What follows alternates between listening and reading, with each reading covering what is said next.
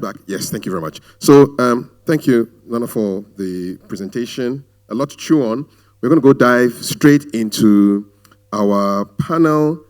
Just to let you know that if you want to connect to the internet, just check out the Wi-Fi. You look for Youth Futures. There's no password, so just jump on it, and yeah, you can update whatever you want to do. Okay, it's now time for our first panel, and it's my pleasure to bring onto the stage our panelists. So we have with us for the panel on space policy, law, and governance, Ghana and Africa's space agenda, Dr. Joseph Tando is from GSSTI, he was here earlier, Professor Ama Kluche from the EPA, Commander Philip Odoina from the Ghana Navy. Can you please come up on the stage for our panel, please? All right. So we will start with just brief introductions. Tell us what you do. In Ghana, for those of you who are coming in Ghana for the first time, we greet from the right to the left. Because if you greet from left to right, it says you're slapping the person with a backhand. We don't want that. So as you see them, I'm going to start with the commander. So commander, just tell us what you do, who you are, brief introduction, a minute or so. So I'm Commander Philip Oduena, a naval officer. I've been in this job for 2 decades now. I have worked mostly in advisory roles, operational roles. I am an intelligence professional, and currently I'm pursuing a PhD in marine science. And the focus of my research is at the intersection of space, maritime security, blue ocean governance. Thank you very much. Prof. Thank you. Professor Nana Brown Kluche. I'm the Chief Executive Officer of the Environmental Protection Authority. I use space, I apply space, I teach some courses in space. In fact, together with the team since 2012, I worked on the African space policy and strategy. I've worked with the Ghana Space Science Institute and Technology Institute also before. And whilst there, we started working on the Ghana space policy. I'm happy that this year we got Parliament to approve the policy. Thank you very much, Prof. Doc.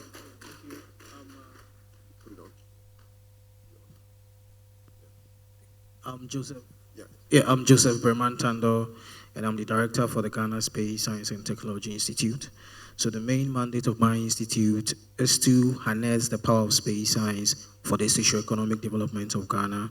So in terms of policy-wise, in terms of enabling, creating the enabling environment for space to be used as an application tool, that is what we stand for. Currently we have 3 centers: the remote sensing unit, the astronomy unit, and also the satellite communication and engineering unit. So what we are is we empower people to use the technology to address our socio-economic issues. Thank you. Okay, great. Thank you for the brief introductions. We can dive into the conversations. I'll start with you first of all, Dr. Tando. So what governance framework do we need to set up a national space agency? Thank you very much. Let's be clear. When we want to, or when a country wants to set up a space agency, it needs to have a clear legal mandate. Because without the legal mandate, you will not be able to implement any of the functions. And as said in the space policy can only be implemented when we have a space agency. Per the space policy, the agency is supposed to be under the Ministry of Environment, Science, Technology. Although there have been a lot of discussions around this issue, because when you look at other countries like Rwanda, is under the Ministry of Defense. When you look at, Kenya is under the Ministry of Defense. Angola is under the Ministry of Communication. In Nigeria is under the Ministry of Environment, Science. What would you prefer for Ghana? Okay, in Ghana, what we are looking at is a science lead. We see the space agency as an inspiration for the youth in terms of developing our science, innovation, just like what NASA stands for. So under MESTI, we can project, we can innovate, and we can develop the young talent. Because when you develop the science, that is where you can sustain the economy, the space economy. So per the policy is supposed to be under MESTI. But one thing I want to draw attention to is space is cross-sectorial. Space cuts across all the ministries, from defense to lands and natural resource monitoring to environment to health. So we expect a governing board that will cut across all of these main ministries. Who would drive it, though? It's MESTI. MESTI is driving it. Okay. Sorry, MEST. Sorry. Okay. MEST is driving it. So Environment, Science, Technology. Technology, yes. So currently, PET policy, they are the ones driving. A microphone. Okay. So currently, they are the ones driving the space policy implementation, and that is the agency. Yeah. So that is the main framework as it stands now. All right. Before I come to Professor Kluche, I'm curious, Commander, would you like this agency to be under defense?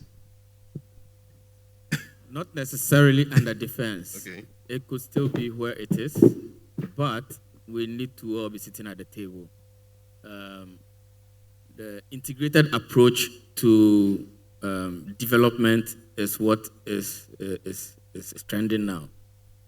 If you look at current governmental activities, you see the push to consolidate. And again, we've adopted this all of government approach for quite some time now, and it seems to work. For example, I'll take a cue from the Cyber Security Authority. It started just like the kind of discussions we are having now. Somewhere 2017, 2018, the policy came up, and then beyond that, a strategy, then the law, CSA was formed, and then if you go to CSA now, it has all the key stakeholders sitting at the same table, making the decisions and driving Ghana's cyber activities. And we have actually received a lot of plaudits for that. Mm-hmm. So judging from what we've done, which has worked, we could model it around the space agenda. Okay. And it is important, I must say, and I talking with the director here, it came out that yes, there was the need to put a national security and defense pillar as part of the establishment. Okay. And that is one thing that we need to get right from the word go. Okay. In other jurisdictions, you see they start with the whole innovation, research, civilian use, and then they ramp it up as we go. But looking at what is around us, looking at the threat we face, and its impact on our civil-related activities, it's important that we put it in there right from the word go and make sure that it receives the necessary support and attention. Okay. Before I come to the Prof, just because you were part of you defend the country, really. What do you think is the biggest governance challenge in protecting Ghana's infrastructure and data as far as what we're talking about is concerned? So we all keep saying one thing, which I don't like to say. They talk about logistics, support, finance. I think that the biggest challenge is working in silos. We see every institute, every organization having one thing to do that is cross-cutting. If you look at the maritime domain, for instance, it is a plethora of stakeholders who make up the maritime domain. You cannot take Marine Police out, for instance. You cannot take Navy out. You cannot take the Judicial Service out, because in the end, legal finish rests with them.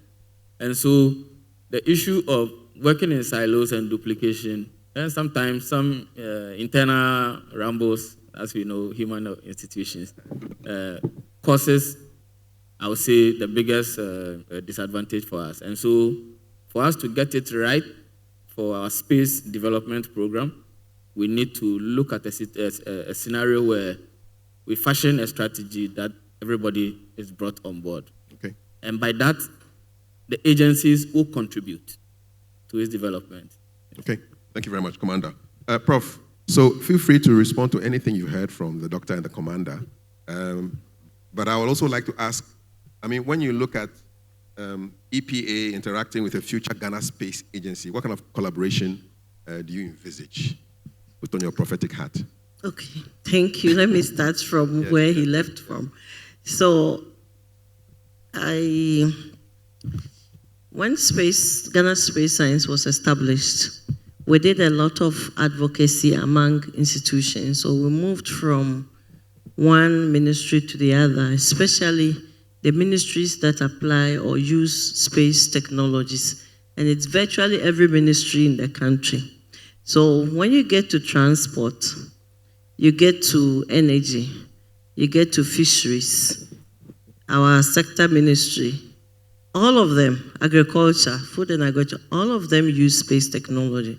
What is happening now, as Commander said, working in silos, it's a big challenge for us because we creating redundancy in the system, or is it repetition of effort and duplication of effort and wasting money, in quote, because the same image, one image we can procure over Ghana. We can process the image differently for different application. So the same image will be procured by, let's say, town and country planning, maybe at a cost. They will process it for their planning of maybe buildings and blah, blah, blah. The same thing will be procured differently by Ministry of Roads. They will process it only for the roads that they want to monitor. The same image will be procured by, let's say, Ministry of Agri. Want to understand the canopy, the forest, even mining and all of that. So what we are advocating for is that now we have established a body of space science in the country. So we need to have that as a coordinating body for all these activities. So let's say space science will procure that one image, process it differently for the different institution as per their need. It still didn't work. We have gone over 8 years, in fact, over 10 years, I would say, and we have not been able to coordinate this, which means that budget that you use to procure that image, put it aside, give it to Ghana Space. That's different institutions' budget. Just put it aside, give it to Ghana Space. So one procurement costs from just one institution, then we process it differently for that. The country saves money. So they become like a clearinghouse. Everything is in one place, and then if you want it, then you go for it. Then you go for what you need it for. Yeah. Then that can be done. We have the expertise. We have trained people who work at the Ghana Space. With that expertise, we have partnership. We are able to procure even images, some even for free. And some of our partners are here. We have worked with them. For EPA, as I explained in the morning, our work is a lot more dependent on space technologies. So to make our work easy, we need to actually get into using more of the technology, spending more time, more money on space technologies. So I explained, we use it for, let's say, mining. And we are heading towards using the space technology for precision mining. So we are able to locate the exact places where we have minerals. So then we stop prospecting in the country, which means that we reduce the environmental degradation. We will not just dig anywhere anyhow. We are sure of where we are digging, we're going to get gold from there. So we save some money for the reclamation of lands that we do, which also means that we use the same process to monitor the illegal operations. So we can sit in our office and show the exact location where we have illegal miners, drive straight to them, and either arrest or deal with them in whichever way we want to deal with them. So for EPA, our work heavily depends on space technologies. Apart from mining, we also monitor even the oceans. Commander is doing his work in marine. We also monitor the ocean, the coastal areas, the forests, wetlands, even the town itself. We don't allow building in waterways. So if you apply for permit to build, we have to make sure that your building is not in a waterway. and that is easy to be monitored from space. So there are a lot of what we do that we use space technologies to do. And briefly, before I come to the other panelists, how would the space agency impact your work? Yeah, a lot. I've already said a lot. So which means what I said, as we heavily depend on space technology, if we have a very good collaboration with the Ghana Space Science and Technology Institute, it means that the amount of money we use to procure images at different times would be less because they are there to support us. Okay.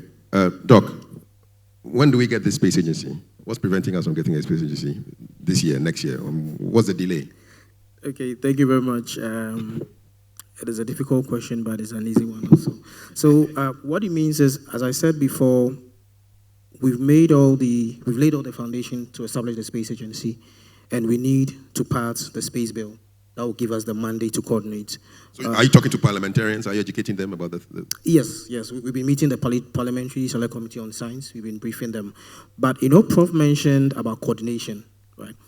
This started a long time ago, but we still don't have that kind of coordination. That coordination can only be realized when you have the mandate. As an institute under MEST, right? It's difficult to go to communications, to go to Lands and Natural Resource Ministry that the money that you are using to procure satellites, give it to me to procure satellites for the whole country. Why can't the ministers talk? Yes, so that is what we're doing with the functions of the space law right now. So that's why I said when the legal framework is passed, there's going to be a governance body, and that governance body is going to be cross-sectorial. So you have the ministers at the board level that are cut across, let's say, defense, lands and natural resource, agriculture. Those who are key players, are key stakeholders who need the technology, so that the decisions will be taken at that level. How long will it take for this bill to be passed? December, we're looking at December. And I'm happy when the minister gave her speech, he made a commitment that we need to get this bill passed this December. The only thing that we're looking for is the financial or logistics to see through the bill being passed, through like developing the bill and getting the bill passed. So by this year, we are hoping to get a bill passed. All right. And once passed, we get space science mainstreamed in all the sectors of the economy. Commander, how will this bill being passed impact your work? It will impact it greatly. For defense and security sector actors, we are very, very heavy consumers of space data, space products. For instance, somebody says, we've seen them on social media, they are misbehaving, why don't you arrest them? Yeah, why don't you arrest them? Yes. So then we come back to what is needed, depending on the depth of work that needs to be done. An agency like this, with the requisite skills, can support.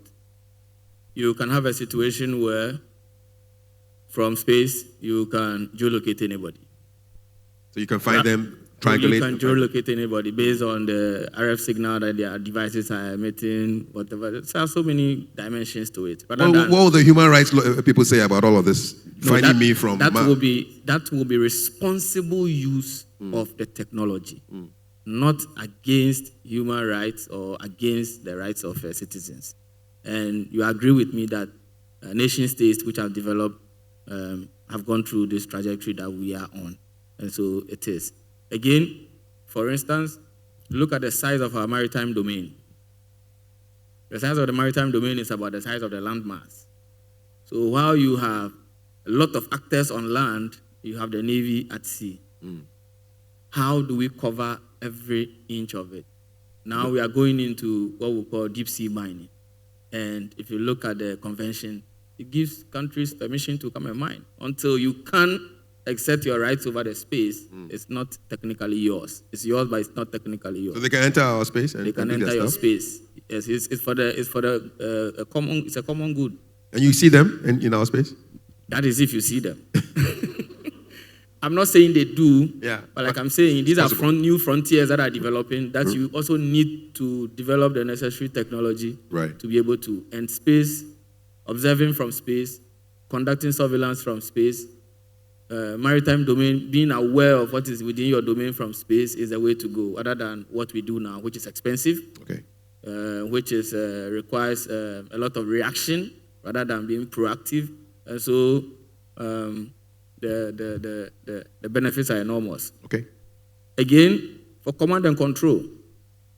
Break it down for the civilian. What is command and control? So the military operates in under different levels. At the headquarters level, you have an operational command who will be responsible for other units or tactical units or forward operating bases. How do you maintain communication, command and control? How are you able to move the troops around? How are you able to tell them what you are seeing? And so all this can be done with, yes. All right, great. We have the commander, the professor, and the doctor, and we are looking at issues to do with space policy, law, and governance, Ghana and Africa's space agenda. I'm going to throw it to you now to fire as many questions as you can from space or wherever you are to them. Okay, we have enough microphones. We are fighting for the time, so I know you are curious, you have questions to ask. And so, yeah, please raise your hand. We'll bring the microphone to you. You have enough space to ask a couple of questions. We'll take 3 and then get some responses from them. That's one over there. Thank you. So I'm coming down. So keep it brief. Name, organization, contribution. If you can point the person you want to answer the question to, it won't be bad. So I'm Christian Afrani, an aerospace engineering student from KNUST. And my question is, as a college student who is yet to graduate and quite interested about space technology, and looking at the direction Africa is taking up, we didn't really speak much about the private sector engaging in the space industry. So my question is, as a college student who is graduating and quite entrepreneurial, I would like to move into the space industry. Which of the sectors would you advise would be most feasible in our African context? Will it be to utilize space data for commercial purposes, or move into the manufacturing and also the building of space technologies? Thank you. I'm trying to square it with our policy conversation, but I'm sure my people have enough brain power there to answer this question. One more? 2. Okay, let's go to the lady first.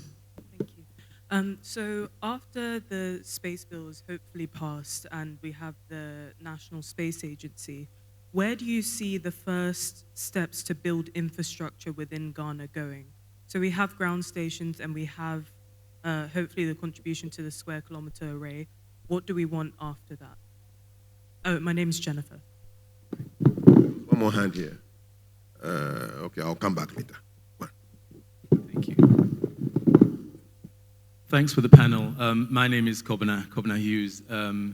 I work in the UK, but I've worked in Ghana as well. And I'm doing some work in the space sector in the UK. I want to just pick up on the governance side about financing. I think that collaboration is really, really important, but this panel, I think, demonstrates that you also need some autonomy.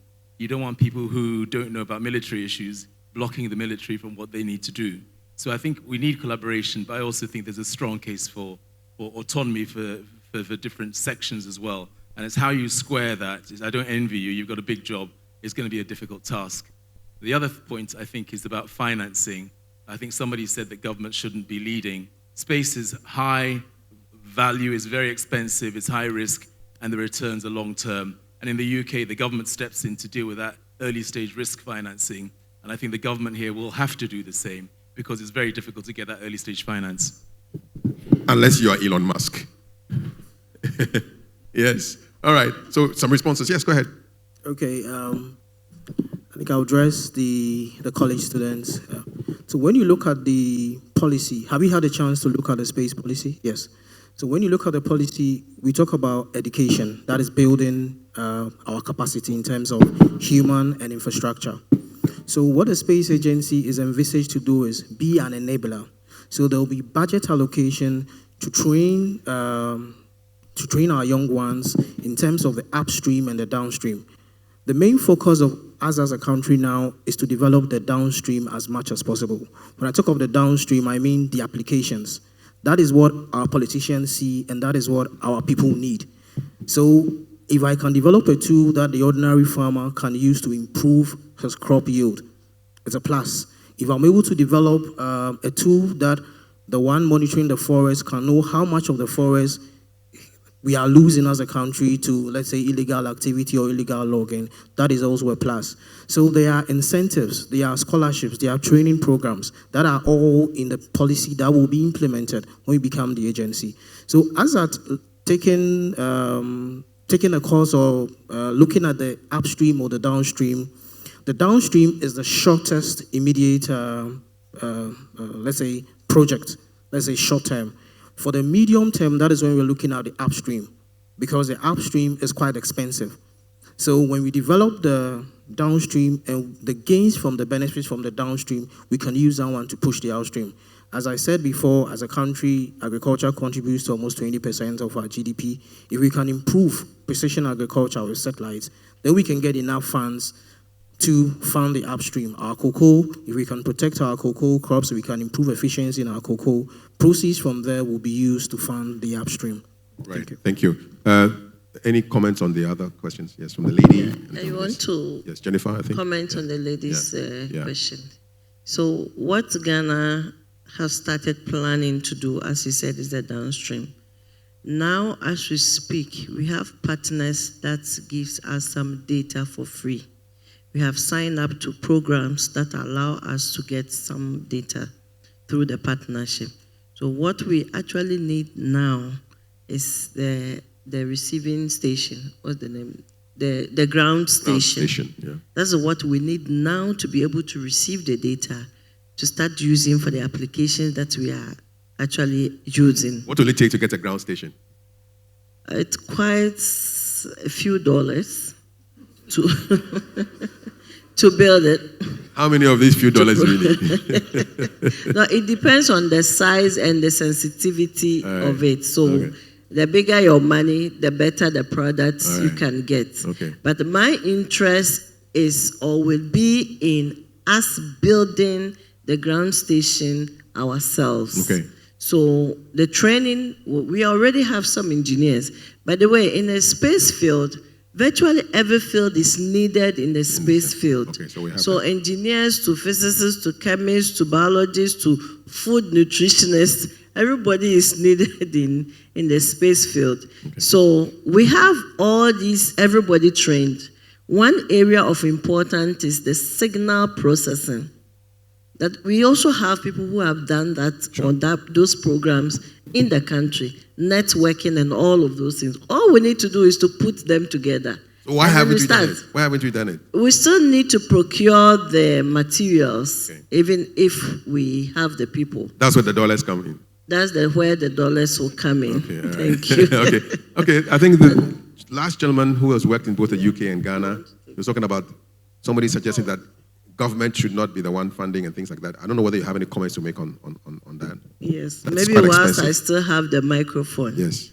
So Ghana attempted establishing space science for a very long time, in fact, many, many times. Until 2013, the minister, Sherry Aite, took that bold decision to establish the Ghana Space Science and Technology. It started as a center.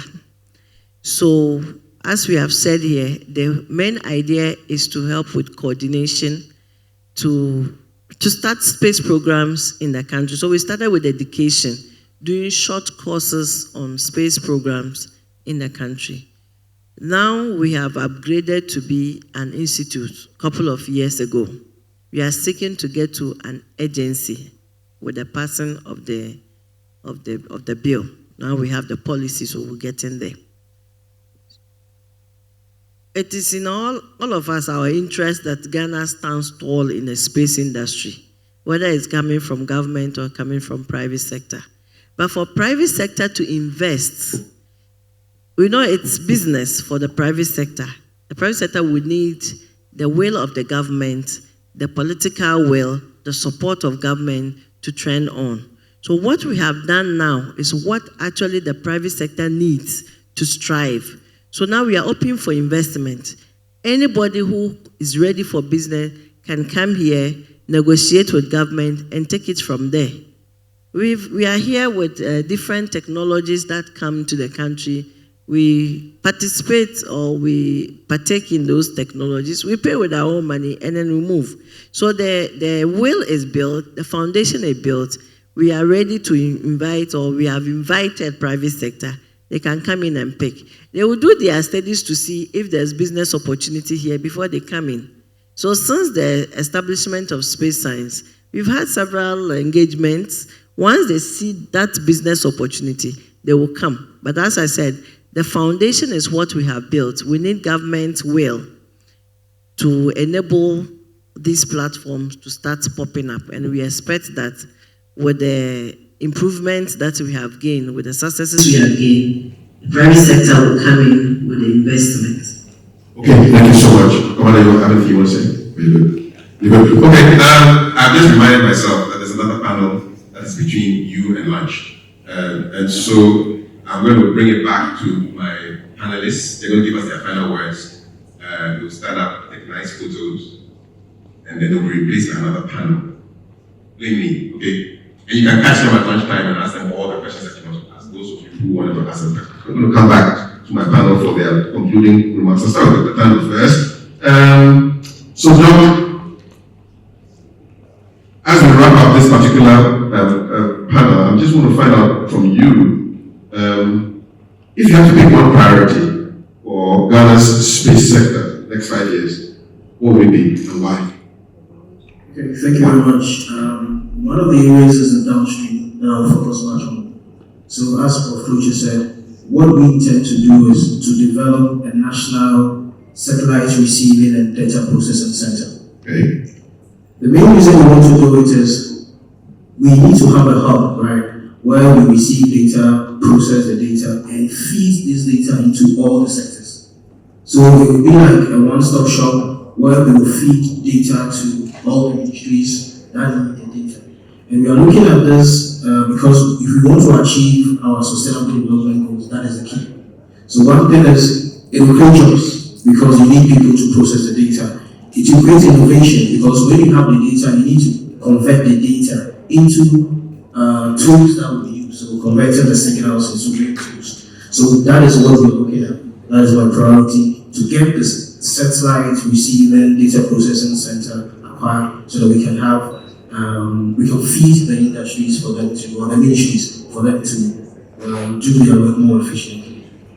Commander, a similar question from a maritime security perspective. That's where you are. What capabilities do you consider most urgent for Ghana to develop using space assets? What is most critical that needs to be developed? Okay, thank you very much. Security is the only good which you can liken to building and constructing a house. You first need a good foundation, and it's even captured in the Bible. And then in the end, you need a good roofing. Otherwise, all that you constructed comes to nothing. And so, looking at what maritime security portends for our blue economy and our ocean governance, it is one variable that you cannot eliminate. And so, for the security subsector, having the necessary products that take away the cost of doing reactive or conducting reactive operation, or securing the sustainability of the blue ocean in the security domain by conducting reactive operation. And so several of them come to light. It's in line with something that I'm doing, which is the issue of dark vessels. How do we enhance their identification using what is available in space rather than looking underwater? And so these are the immediate goals. My end is Professor Kluge. In your estimation, what are the key policies needed to ensure responsible use of satellite data for environmental protection, which you are charged to do? I think we have the regulations already in the country, and so it's more of how we do our things in the country. Recently, Parliament passed some 6 regulations on air quality, hazardous waste, e-waste, and all of those things. What we need space science to do is what Parliament just did in approving the policy that is leading to the creation of the agency. That gives the agency some autonomy to operate, and as I said earlier on, it helps us to partner or collaborate at a level where we will also save some money in our operation. So once they have what it takes to deliver on their mandate, it helps us from the EPA as well. But all the regulations for operations so far, we have them. What we need now is for Ghana Space to be autonomous for their operations. Okay, thank you so much. Let's appreciate our panel. Very interesting conversation. Yes, we have to surface, but there's a lot more to talk about. We want to thank this Kati also, who set the tone for us with the issue on space law, and we've had a conversation on space policy, law, and governance, Ghana and Africa's space agenda. And our panelists have been the commander, the professor, and the doctor. Please rise and take a nice photo. We'll mark the occasion. Step forward like beauty contests. We don't have with us one of our organizing partners represented on this particular presentation from all nations universities. Welcome, Ernest Martin.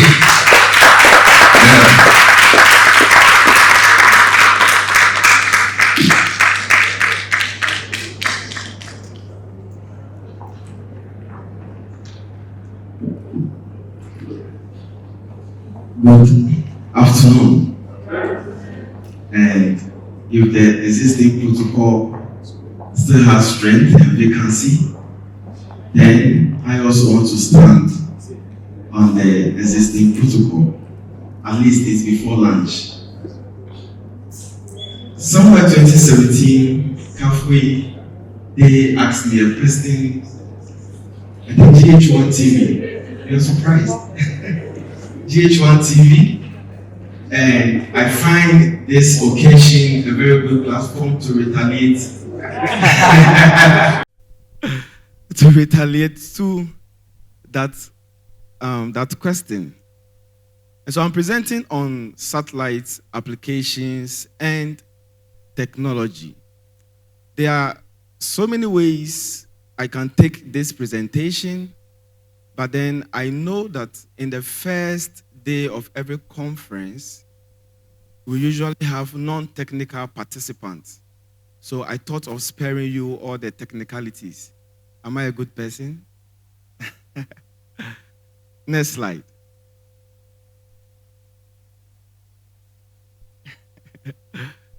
Right. Kafude asked a question. You've launched a satellite. What is the impact on the ordinary Ghanaian? What is the economic benefit of the satellite? And so I dedicate this slide to you.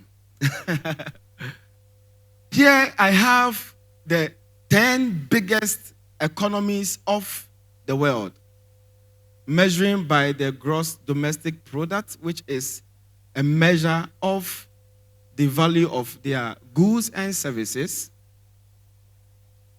and I'm corresponding it to the number of satellites they have in space. You can see the graph plotted by one of my students.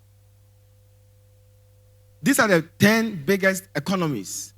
The United States, actually, the United States have up to 8,000 satellites.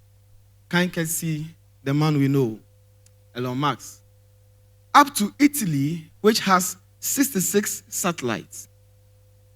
Now, with this that you are seeing, I would like to say something.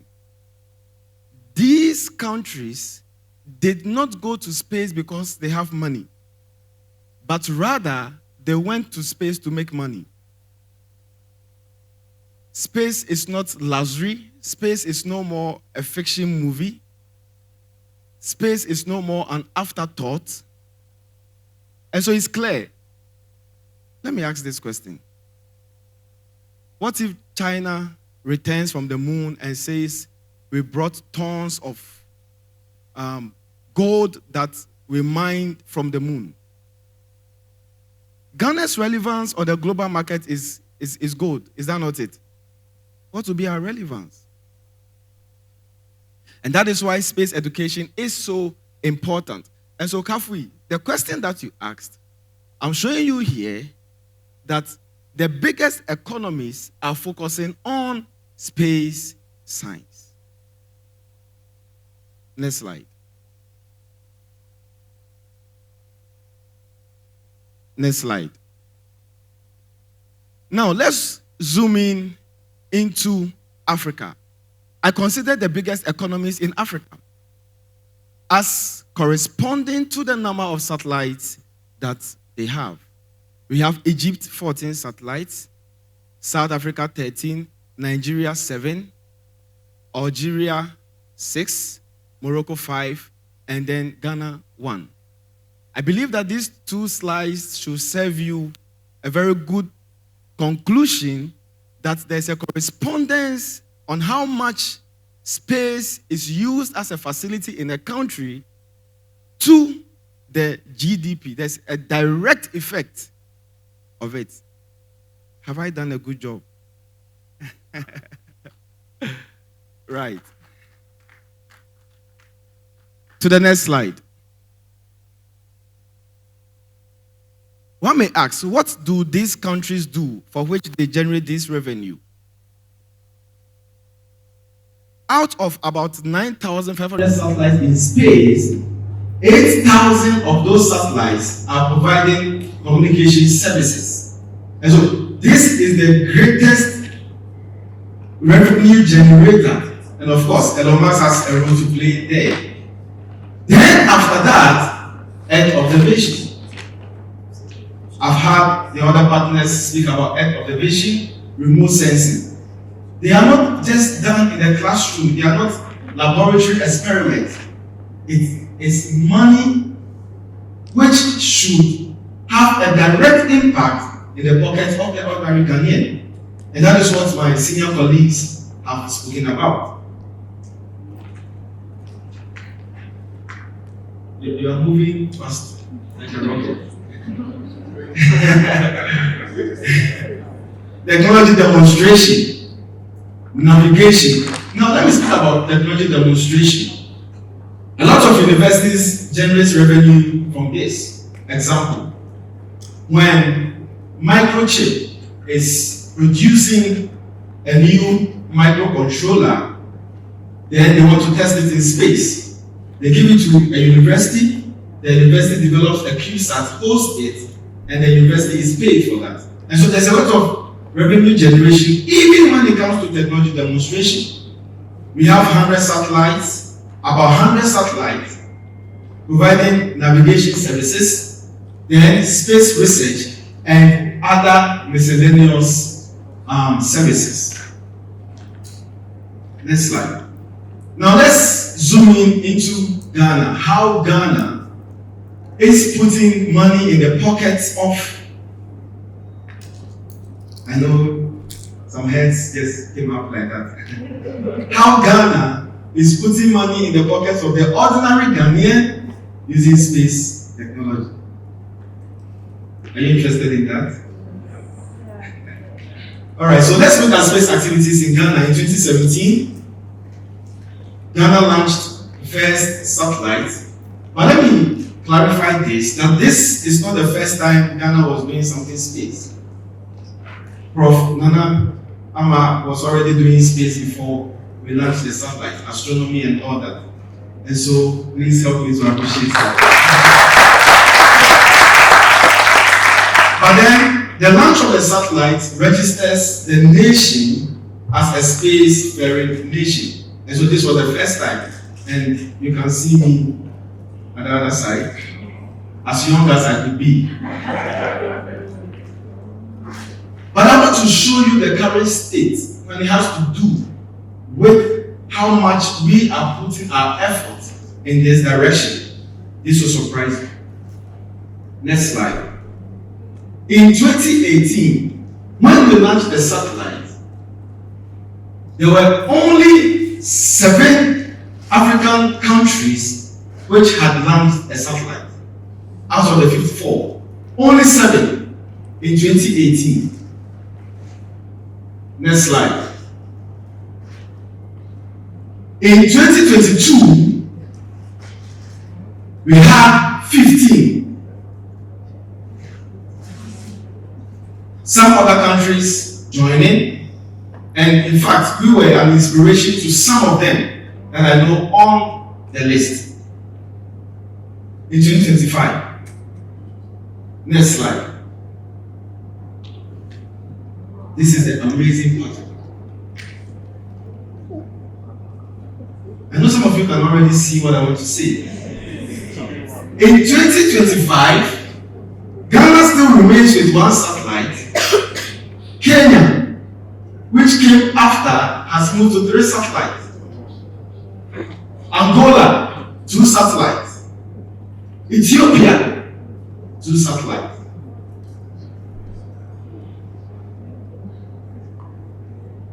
And so this is an indication that there's a gap that needs to be closed. These countries do not have the biggest budgets, but they've understood that we don't go to space because we have the money, but we go to space to stop buying. Right? One of the ways by which you become rich is to save what you have. And so we are going to space to save our money. Instead of being a consumer, we rather become a producer of space. And so these are current states, and that is what we are going to discuss in the panel discussion. Now, in the panel discussion, we are going to focus on how space technology should have a direct impact on the ordinary Ghanaian's pocket. Are you interested in that? Are you interested in that? And so, next slide. Right, so we'll come back to this. This will be the main theme for our panel discussion. How can space technology, through communication, put money in your pocket and in my pocket? How can space technology, through Earth observation, put money in your pocket and in my pocket? And so that brings me to the end of this presentation. There's more to be said in the panel discussion. Thank you.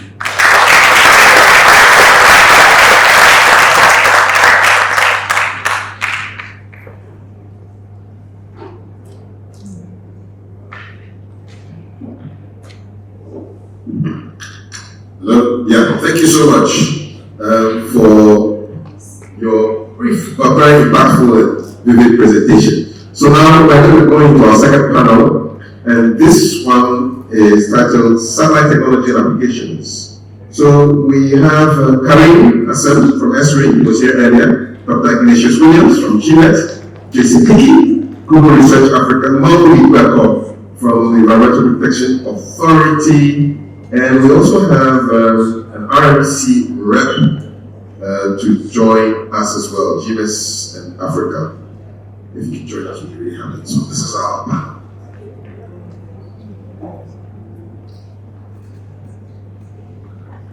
Okay, so the drill is the same. Brief introduction, and now you're going. This particular topic of the panel. So start with you first.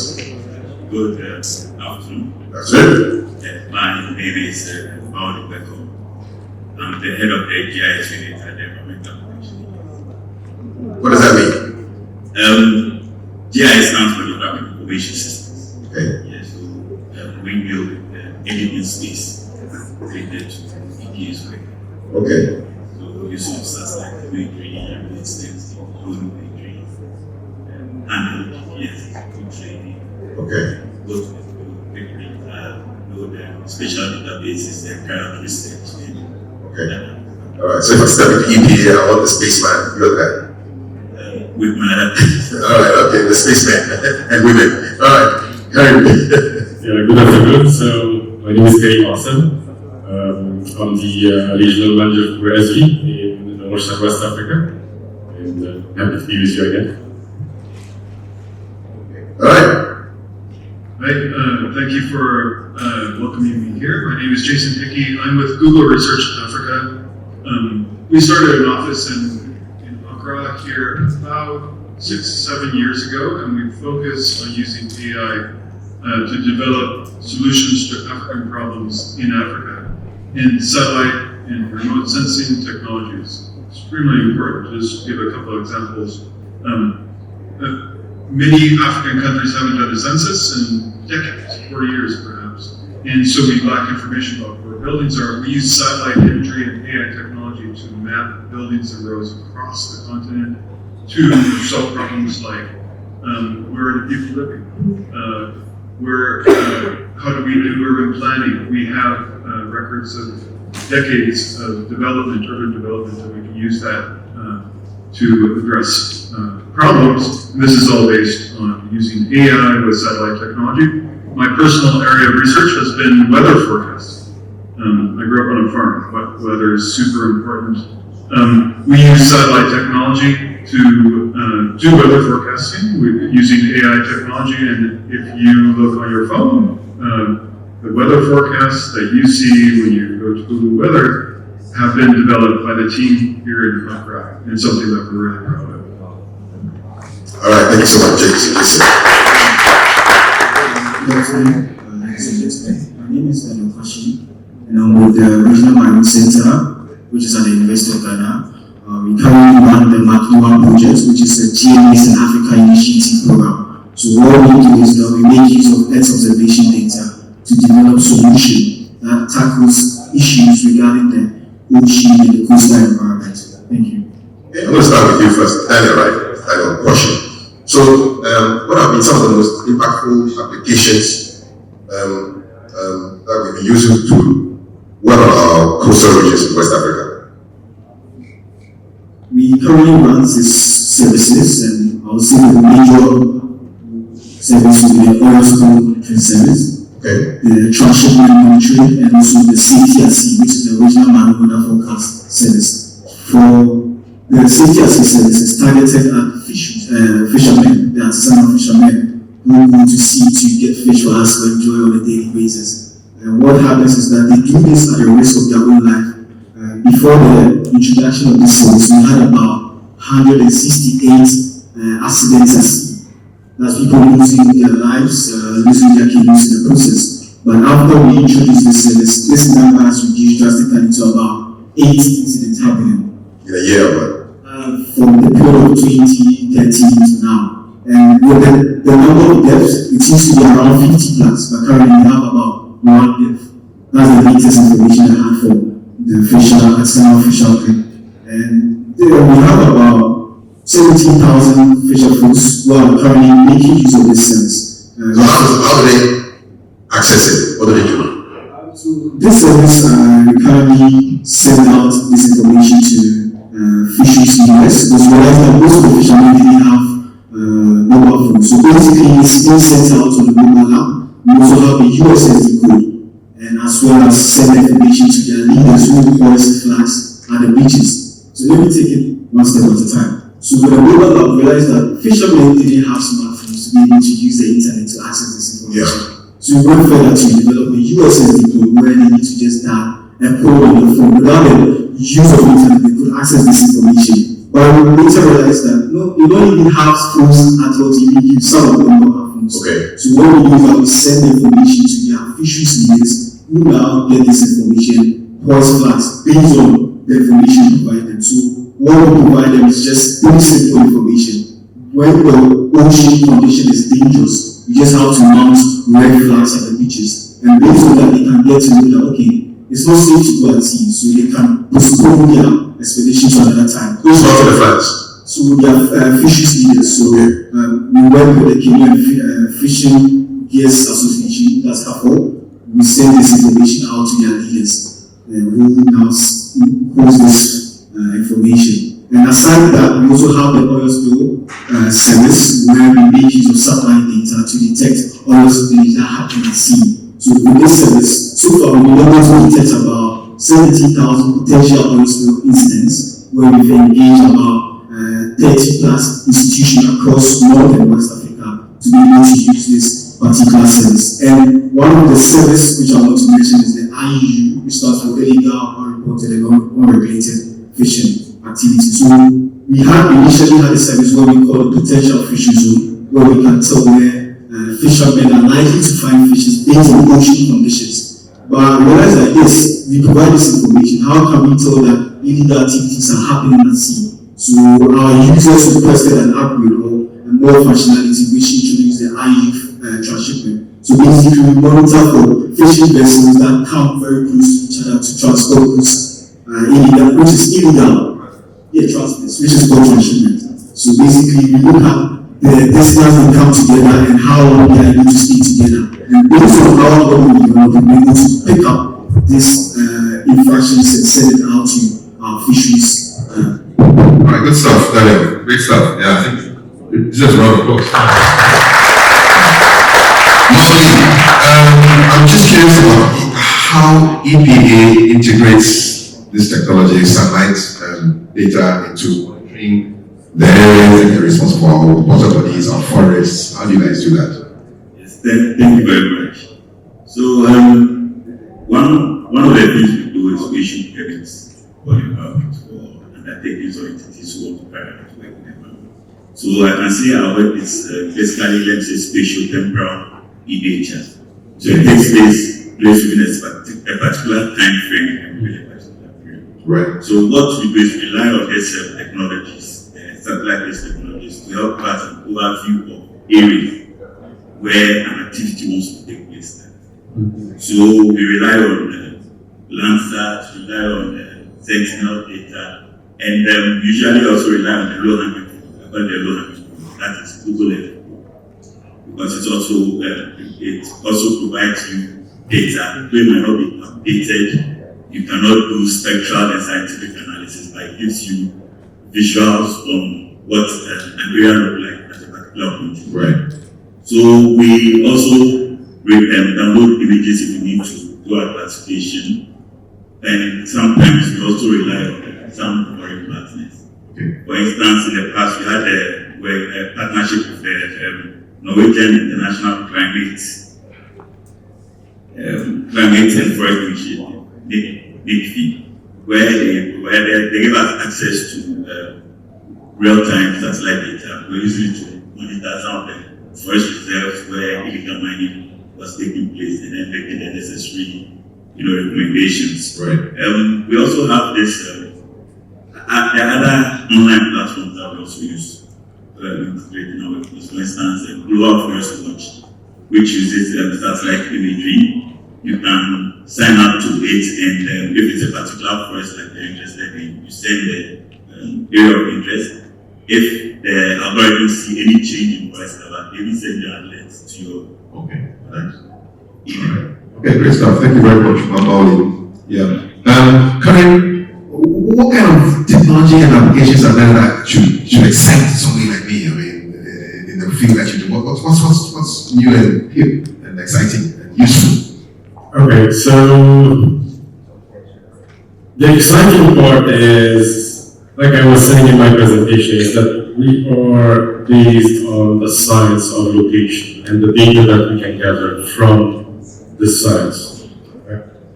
Our platform is not just one software; it's multiple softwares. It's a big environment actually, where if you do a deep dive into the applications that are provided by Esri, we have more than 360 applications that are available to use. And these applications didn't come up just someone who thought about just developing an application or a set of applications. These again, they came up based on the science that we came up with, the location intelligence that we're working on. And one of the important aspects is the imagery part. How we can provide the data that makes relevant for people to take a decision or to do a certain analysis based on boundaries, based on different components within a platform like sensors, satellite imagery, so drones and so on and so forth. So we're providing through these applications or this platform our users into being able to have a clean set of data, be able to take the decision out of these data that are better shown through these applications. Okay, thank you very much. Jason, I don't know whether you want to take a bite at that question as well. Yes? Sure. One way to look at this, we have in the world, we saw how many satellites there are out there. There's thousands of satellites. There's a wealth of information. There's ways that we want to get directly involved in producing more information specifically for countries in Africa. Now this information is, in general, it's broad. What you would like to know are facts. For instance, like I said before, we'd like to know how many buildings, where are they? If we want to design the electrical grid, where are the buildings, where are the consumers, and so forth. And some of the work that we are focused on is how do we make this information useful, directly useful to innovators, to people and innovators in Africa and in the world. And so that's why I talked about the use of AI technology. So we want to take this imagery that we have decades of imagery, raw imagery, it's a large amount of data, petabytes, vast amounts of data, and turn it into actionable facts. Where are the buildings? Where are the roads? How has that changed? What about when this storm arrived? What was the effect of that storm? And did it cause damage? We care about so weather forecasting, another area. How do we turn that satellite imagery into forecasts that are actionable, that are useful for agriculture in Africa? Over 70% of the people in sub-Saharan Africa are farmers. How do we give information that's going to be actionable in regards to soil moisture, long-term weather forecasts, and so forth? So that's what our teams are doing, is developing that AI technology to turn the imagery into those data sets, those facts that can be used for effective decision making. This could be various different areas around mapping. So when you bring up Google Maps and ask for directions somewhere, we've plotted the roads and give you instructions on how to get there. This is something that everybody uses constantly. We can use it, like I said, urban planning. We also care about food security. What are the factors that drive food security? Can we make predictions? A lot of that comes from environmental information that we derive from satellite data. So the mapping product that I talked about before, it's open. If you look for open buildings, it's available. Anybody can use it. You can use it for making products, decisions of your own. Whether, again, if that's something that's directly accessible by you. Our emphasis is to giving you the information that you need to make effective decisions and to build your businesses and to build a more effective life, give you resilient. All right, thank you very much. Jason, you mentioned that something about the storm, and right on cue, GMET has arrived, because they are the guys who tell us whether it's going to rain or not. Dr. Ignatius Williams from GMET. So I'm guessing that you use the satellite to tell us what's going to happen tomorrow. How's that going? I mean, are you able to anticipate that there's going to be some extreme weather event like a flood or drought? How is that helping you? Bring it up for those who are curious how you're able to tell us what's going to happen tomorrow.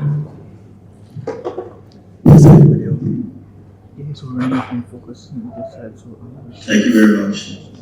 So, in improving our service delivery, we've been working with a couple of agencies in the past and until present right. Examples include the European Space Agency, and also we have EUMETSAT. It's a European Association of Meteorological Satellites or country institutions that come together in America in certain senses. So, as part of what we get, This includes satellite imagery that we're able to get information every 15 minutes. So weather information is not just looking at, let's say, a crowd. Certain systems in different parts of the world can affect what is happening within your country. So if you look at the case of Ghana, you're often going to have systems propagating more or less westward. So you're normally going to have your systems coming from Benin, from Togo, moving into Ghana.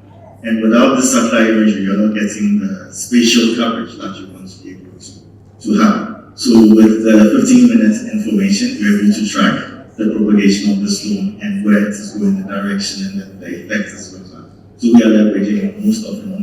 Every time we talk about meteorology, people are just looking at rainfall. But there's so much that is going on. When does the Harmattan season is happening, now you're looking at dust propagation from the Sahara into our area. So we'll get to that point of the time where it's going to be very hazy, it's going to be very dry. You're seeing a lot of dust in the atmosphere and stuff like that. So it's not just related to precipitation. So we are monitoring a whole lot of parameters in there as well.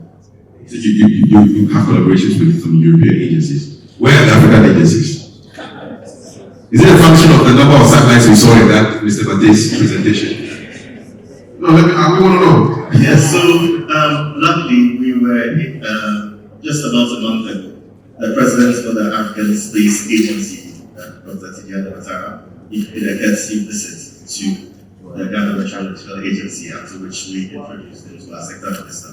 And one of the discussions in there is to be able to leverage on some of these technologies within Africa. We have depended on European institutions. It is not that it's not good, it is good, but we need to get to the place where we're able to address some of our issues also on our own. So if we have certain geostationary satellites, if we can have a consortium of companies to come up and develop some of these satellites, this is what we should be thinking. And we should also be collaborating with other space agencies. It's very good news that we have our space property, which is more or less adopted now. So what is the way forward? To be able to operationalize them and also link them out to other agencies in the world, and particularly in Africa. When Professor Pluche was talking about one of the key pillars in the Ghana Space Agency was to look at meteorology and climate. Two sets with meteorology. Okay, yes. You got it. Thank you. We're going to come to the audience now. It's an interesting one. Those who didn't speak can speak now. Satellite technology and applications. You want to talk? All right. Thank you very much for this opportunity. My name is Dr. Samuel Abidu. I'm a space physicist from MP, Brazil. I have a question. My questions are a lot. In fact, when I see this slide. Okay, no. My question is simple. I wanted to know how does the satellite technology intersect with the AI in big data? Thank you. I question. I'm going to go to this place as well. I don't think one of them. No, one. No, they're negotiating with me. No negotiations. It's one. One, please. We don't have time, bro. We're already late. My question is regarding the use of open weather data set. You mentioned that we have not only rainfall data, but we can get other parameters like air quality and stuff. Recently, I was doing some work where I created a system where you click on a map so that you can just get the air quality information at the location. But when I compare with what's the sensors that we have, you can see a vast difference. So how accurate is those open data set? Good question. How accurate? Okay. People are going to be my enemies. I think everybody. Alright, thank you very much for your panel. My name is Isaac. I would like to ask, with respect to the data acquisition, the reliability of it. And I'm asking because of our educational system, access to data can be so much difficult. You get data as far back as 2005, 2007. So I want to ask, the data we get, since we invest more in the downstream, and that's what we do, getting the data, how current can we get, current data for using? Thank you. Okay, so get some answers from my panel. I can say something. I think there's a common theme in these three questions. So how do we make the data accessible to big data and AI? How do we make the data open? How do we get access to the data? There's a common theme here, which is that we need the methods that we rely upon to make decisions require data. And I work, for example, in the field of meteorology, doing weather forecasting. What we find is that when we share data between different countries, between different parts of the world, we make better forecasts overall. Everybody makes better forecasts. Emphasizing that sharing and collaboration are key to making better decisions, getting more value out of the data that we have. In addition, this data, we want it to be open, we want it to be standardized so that when you build a tool, you're going to be able to access the data, and of course you want the cost to be reasonable. As I mentioned before, we have a vast amount of data that's out there, it's in raw format, and it needs, we need to use our creativity. There's an incredible amount of creativity and talent in Africa. In order for us to address the problems that we have in front of us, we require involvement from everybody. You and corporations and the government, and we need that, we need to be empowered to apply that creativity to our problems, and that's through open, standardized data that's affordable or free, right? And so, one step, I'll just mention a couple of things that Google has done in this regard. One is Earth Engine. You can get access to data for free using that platform in a standardized format, and you have a set of tools that you can apply that anybody in the world can apply. Like I said, the data sets that we've generated for maps in Africa and globally are open. You can get access to them. And also we support, we have programs where if you're a researcher, you can get funding to get the compute and the storage access to those programs. So if you want to know more about that, you can talk with me. So, but Google is one part of a vast ecosystem. It's really important that we work together and that all the countries in Africa work together to empower everyone to make better tools, better decisions, and to apply our creativity effectively. Okay, thank you so much. Dr. Williams has a comment you want to make. Thank you very much. I just want to address the question of open data and APIs also. So it all boils down to the source of the data and the equipment being used. Naturally, there's supposed to be some, like I said, some bit of standardization and calibration of the equipment also. Normally, every information that's been collected by every national meteorological or hydrological service is being put into a global system that goes to feed some of these APIs or crowdsourced information that you're getting. So most of them will be generated by the National Met Institution. Unfortunately, there are some crowdsourced information also that haven't been quality controlled or validated as well. So that's what we need to put in some checks. Currently, when it comes to air quality monitoring, I know the EPA is doing a wonderful job in putting out information. What we are trying to do to complement that of EPA is to be able to come out with air quality forecasting, to be able to generate a product that gives an idea of what is going to happen in the future as compared to what's happening right now. There are lots of people who are doing a lot of good work, but unfortunately, most of these sensors that they're using to collect this information is not calibrated. And so you're going to have like varying measurements across various platforms.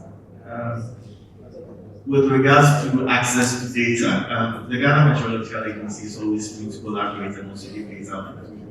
The unfortunate thing is that most institutions, projects, or stuff like that always think that because we are a meteorological institution, it should be met data for the public good. Unfortunately, we forget that we need to maintain some of these equipments. We need to charge a little bit of the token. Depending on what your need is, we can give out some of this information for free, but there's always an amended charge to it to be able to sustain most of the automatic weather stations and even the staff that are collecting this information out in the public.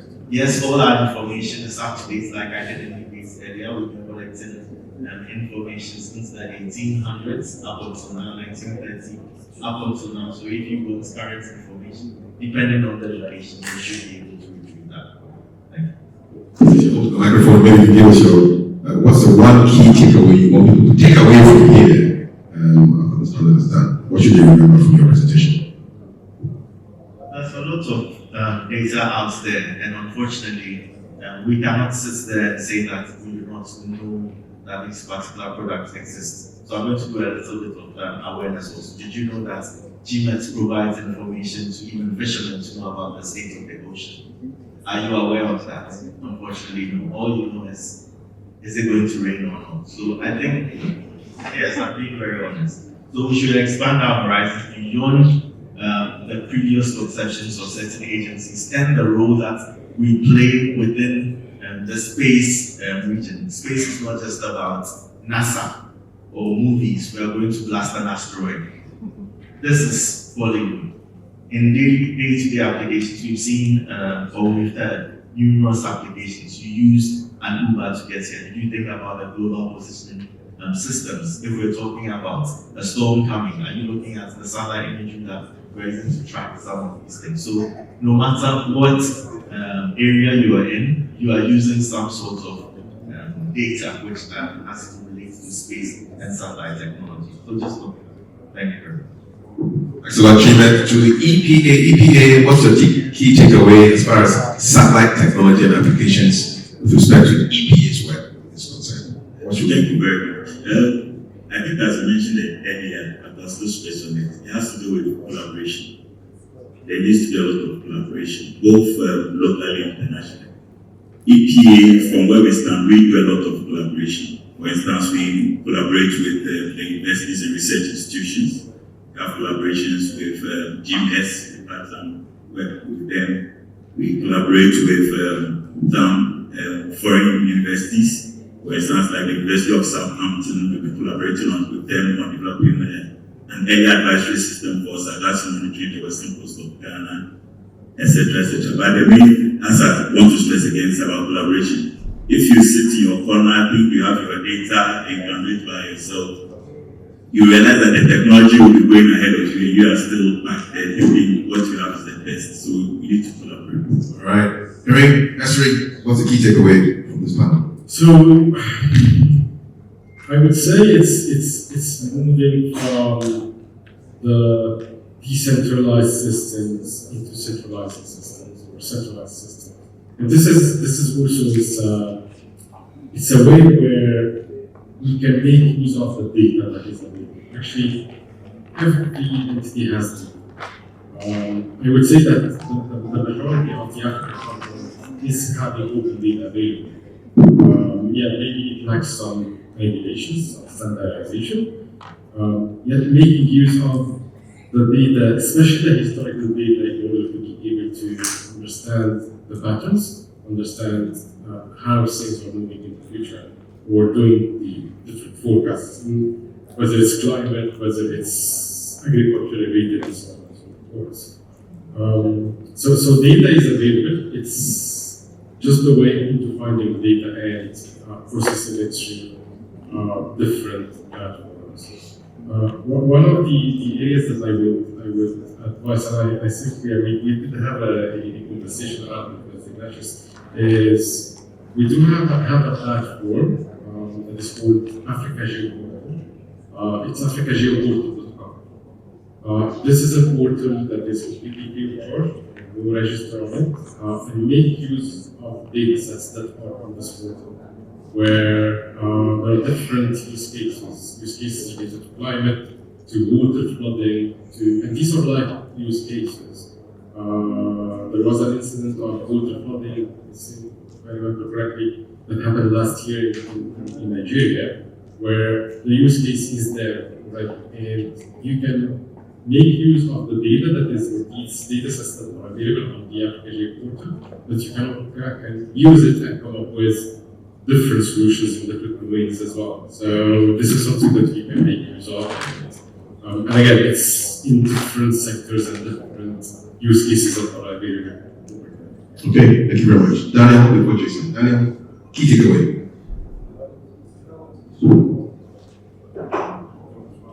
So my key takeaway is that in Africa, we don't have the issue of the lack of data anymore, because there's so much data available to us, and let's look beyond just the data sets and the publication, but also go into building solutions that address the issues that we have in our communities, how we can leverage on space to develop solutions that have great impact on us, like coastal flooding. How can we use space to be able to develop solutions that address certain challenges like that? So my key takeaway is that let's go beyond the publication, let's go beyond just having the data, but actually utilizing the data to develop solutions that is only tailored for us. Because out there they are developing solutions for themselves. We can also leverage this technology to build solutions to solve our problems. Thank you very much. Jason, take us to lunch. Great. So we live, as you all know, we live in a world with opportunities and challenge. We know the challenges, the big challenges: climate change, agricultural production, food security, education, vast challenges. And we have opportunities. What we're talking about today, we have vast amounts of information that we can use to make effective decisions that support farmers, that support food production. We have organizations like GMET, EPA that are very supportive. Collaboration is incredibly important. We are going to find the solutions by empowering people to use this information, these tools to generate new ideas and address these problems. This kind of collaboration and openness also brings its own challenges. We need to be forthright about this, that it requires all of us to work together, and we should be grateful that we live in a world where we have opportunity. One thing more I want to say, it hasn't been mentioned today, Africa is extremely young, right? The demographics are young. 70% of the people in SSA are under 30 years old. The median age in Africa is 19. If you look at other countries, look at the United States, average age is over 40. This youth, this energy is a tremendous advantage for Africa. The balance, the energy will shift to Africa. Let's empower our people to solve the problems that are in front of us and to use their creativity and their energy. Thank you very much.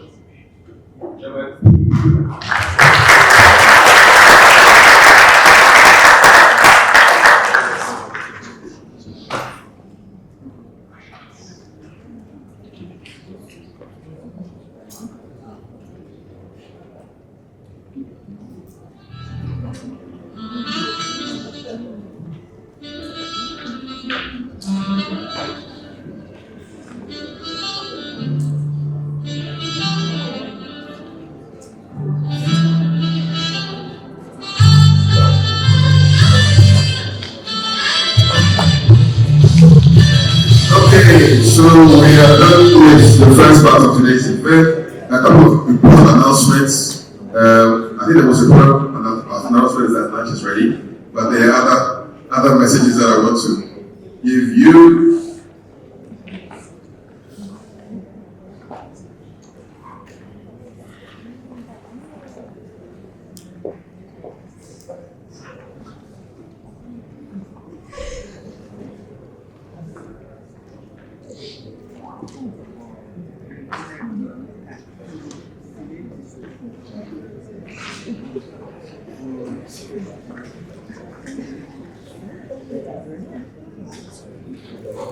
Just acknowledge all of you.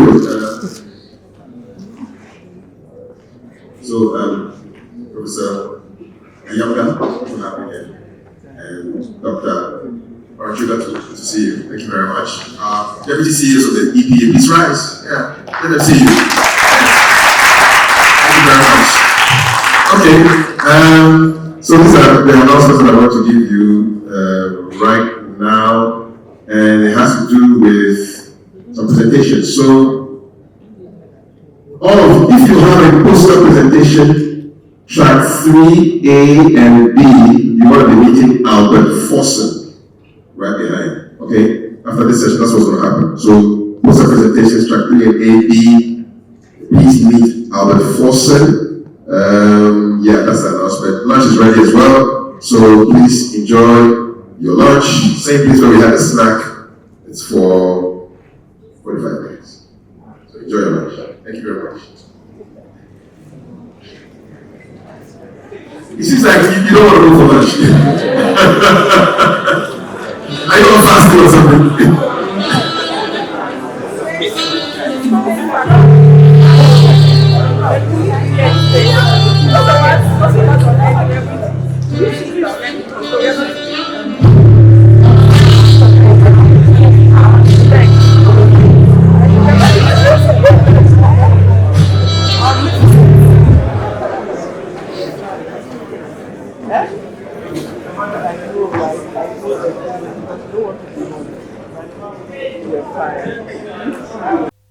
May I have your attention, please? I hope at some point in time this information will be put up on the screen to help me help you. So, okay, let's go with the poster presentations first, and then I can do that announcement later. It's 10 minutes per presentation and 2 minutes for questions. And first presenter is George Yamwa Afrifa. Mr. Afrifa? Yeah, is that George? All right. So you have 10 minutes when you start speaking, and then 2 minutes for Q&A.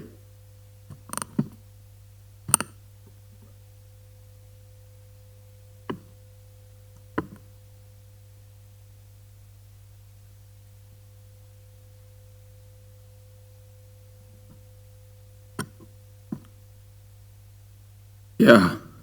Hello. Yes, good afternoon to you all. Okay, so my name is, George Yamwa Afrifa, and I'm presenting on Bayesian mixture estimation for monitoring natural background, anthropogenic transition. Okay, good. Yeah, gets better. Yeah, so Bayesian mixture estimation for monitoring the natural background, anthropogenic transition, identifying critical threshold in groundwater. So let's just imagine you having, as a state institution or a state agency, sitting in your office, and you'll be able to monitor, thank you. Yeah, you'll be able to monitor groundwater contamination. You know, groundwater, because it is underground, it is very difficult to see whether there is contamination or consistently monitor the quantity and then pollution.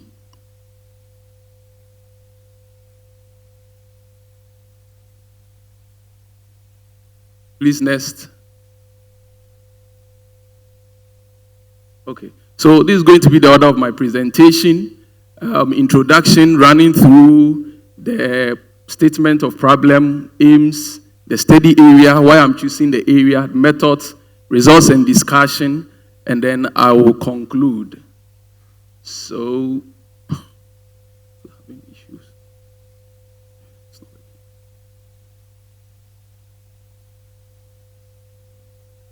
okay, so because of time, I'll just run through quickly. So let me give you just a brief introduction.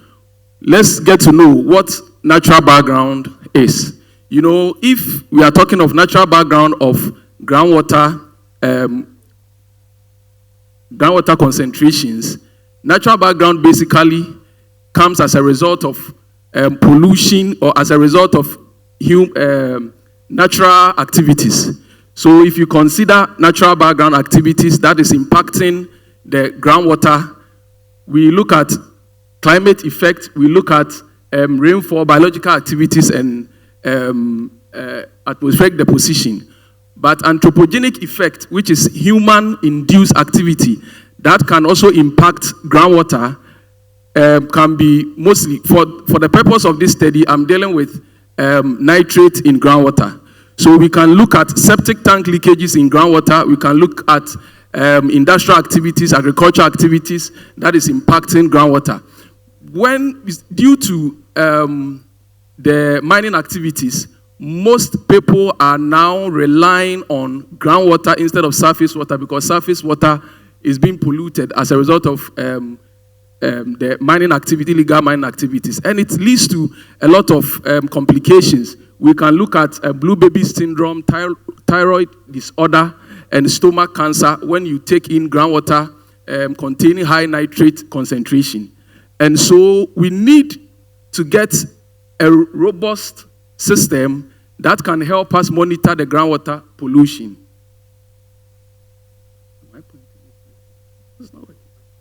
Okay.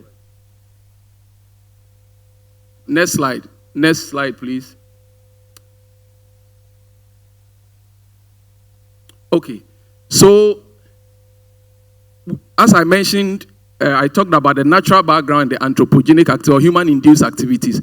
When you pick your samples, you have both groundwater being affected by human activities and groundwater which comes as a result of what? Geogenic, which is natural activities impacting it. How do you separate this water which has been polluted from the ones that has been impacted by natural means? It has become a debate where, scientists are coming up with so many methods to segregate or separate these pollution sources. People have used the pre-selection method, the iterative outlier removal techniques, PP plots, and all that. So when we saw the argument, we decided that, okay, we want to join the argument by also coming up with a much robust technique that will be able to segregate and separate the natural background from the anthropogenic activities. If we are able to do that, it will help us to be able to monitor our groundwater system. So we join that conversation, and by so doing, next slide, please. Next.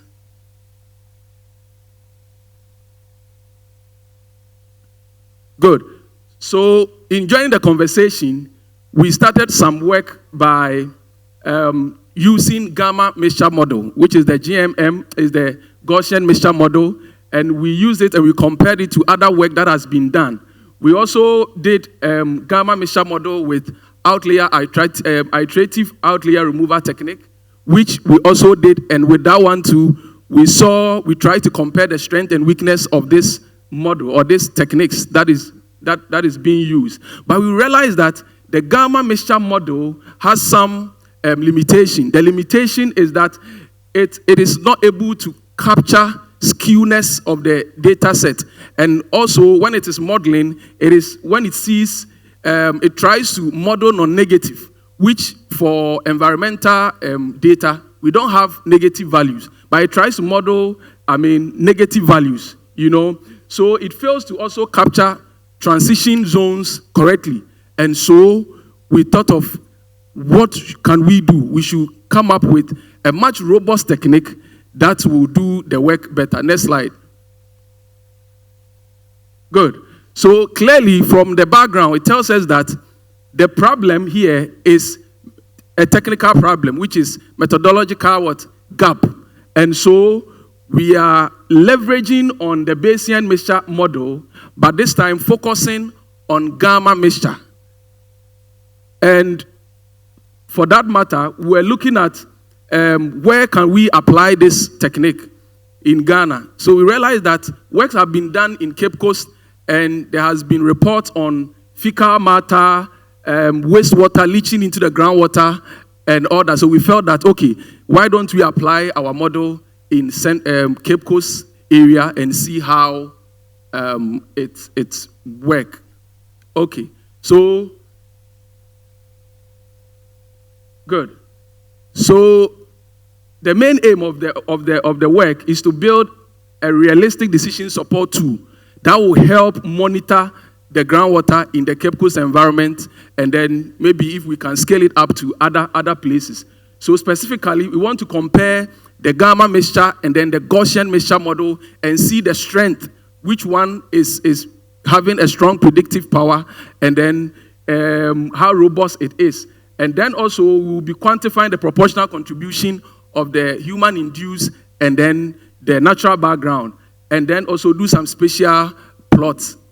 So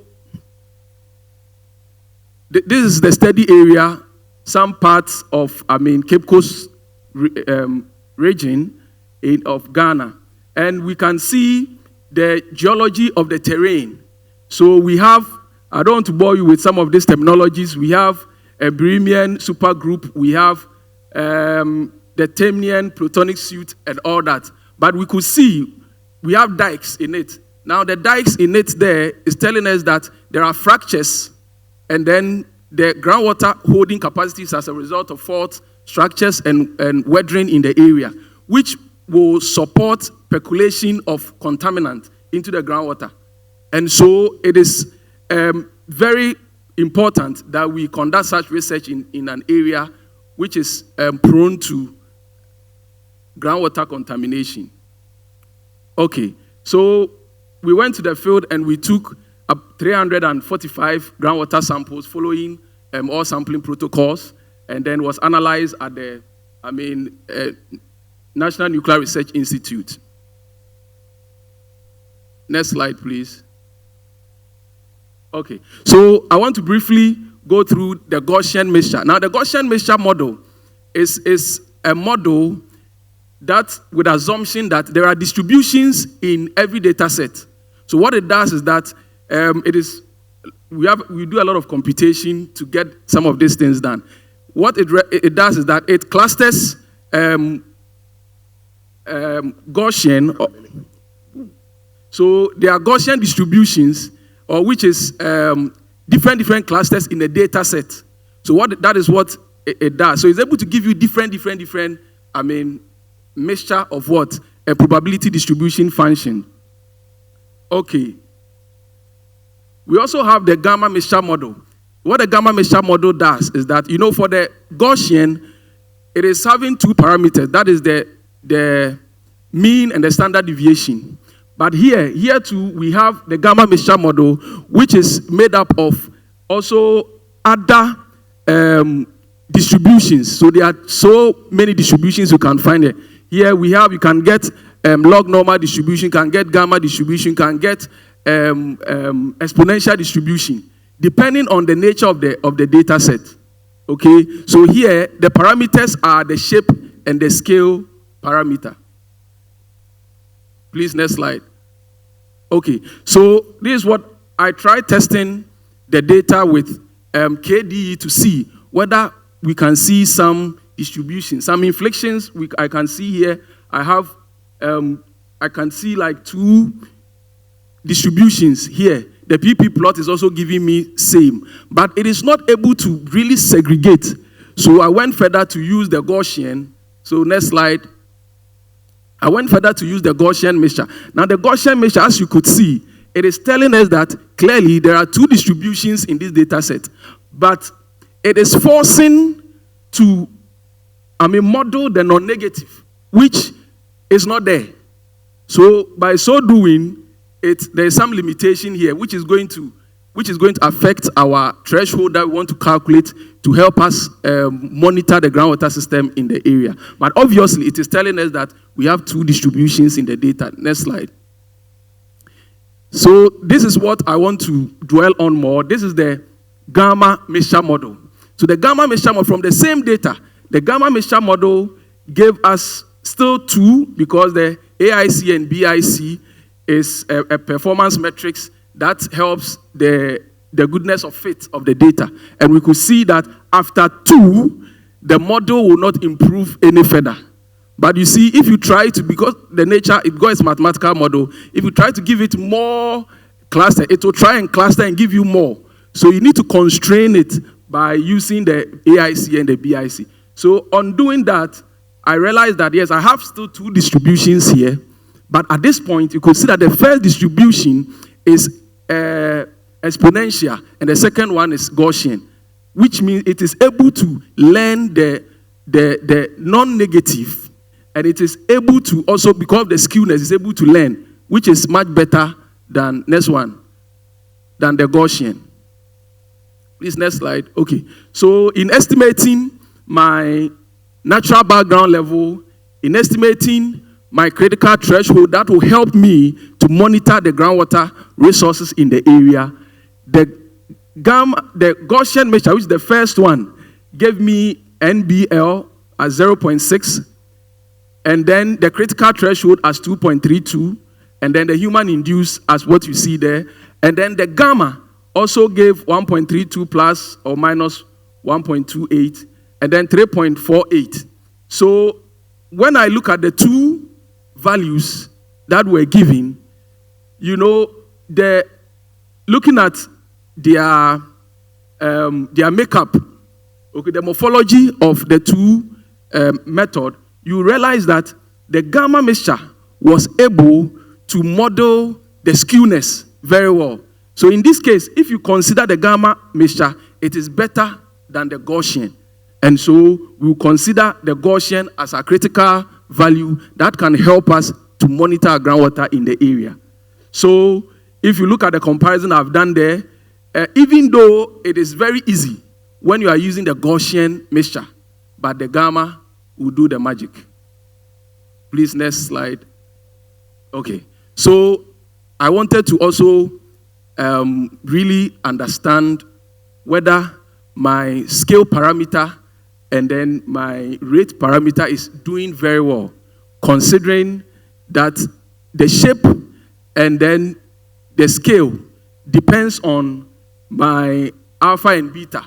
So I did some MCMC, Markov Monte Carlo simulation. I don't want to bore you with that. And that one also tells us that the values that I got really converges very, very, very well.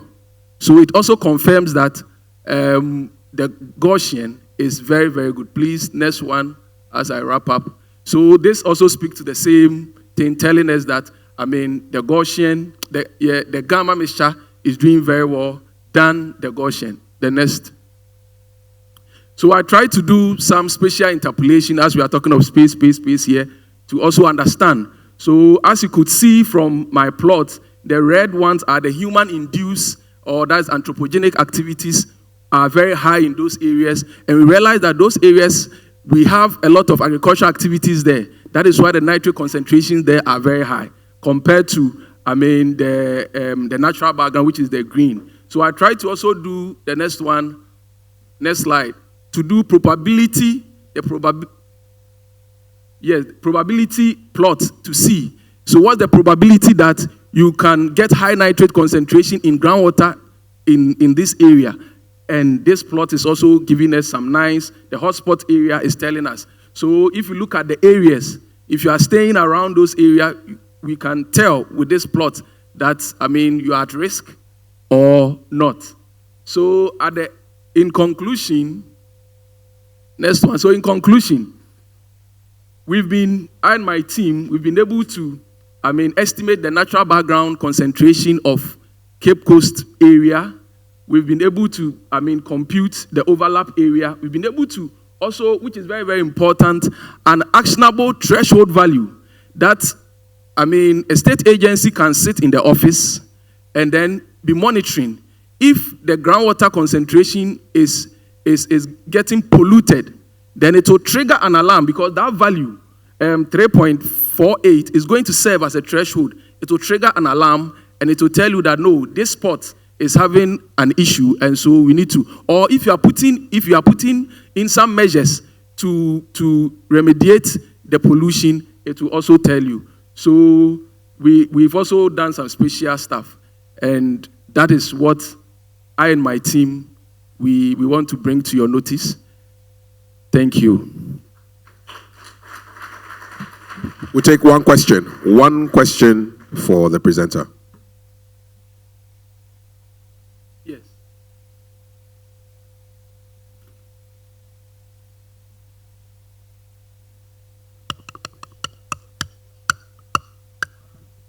Yes. Could you elaborate your model for me to understand? And why did you use the model? What's the implication of the model towards your research area or whatever? Okay, good. So the Gaussian mixture model is having two parameters, the mean and the standard deviation, right? So the mean and the standard deviation, after clustering the data, it gives you the centroid and it gives you the dispersion. I get it. So it's able to give you the centroid and the dispersion, which gives you the range of values that is found in one cluster and then the other cluster, right? Yes, so you ask why do we need a model? So as I rightly mentioned earlier, I'm saying that we want to monitor the groundwater system in Cape Coast at a place, and we want to be able to sit in our office and be monitoring what is happening there, right? So you need a model. So if you have a dashboard over the codes that I wrote, you'll be able to monitor and then know that, no, there is high nitrate concentration in this region, high nitrate concentration here, or this place is coming down. Why is it so? And then you'll be able to monitor. Okay, so do you trust the result? Yes. Okay, no comment. Thank you. Thank you, Doc. All right. Thank you so much. So first presenter.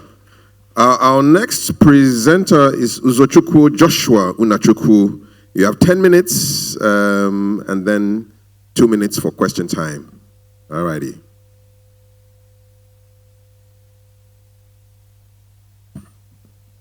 How are you? Thank you. Okay. All right.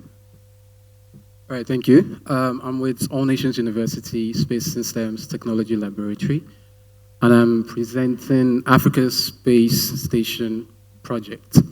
So now, we can all agree that despite the growing interest in space science, there's one critical problem we're yet to tackle, and that's the accessibility of space education in our education system for the youths and the upcoming generation.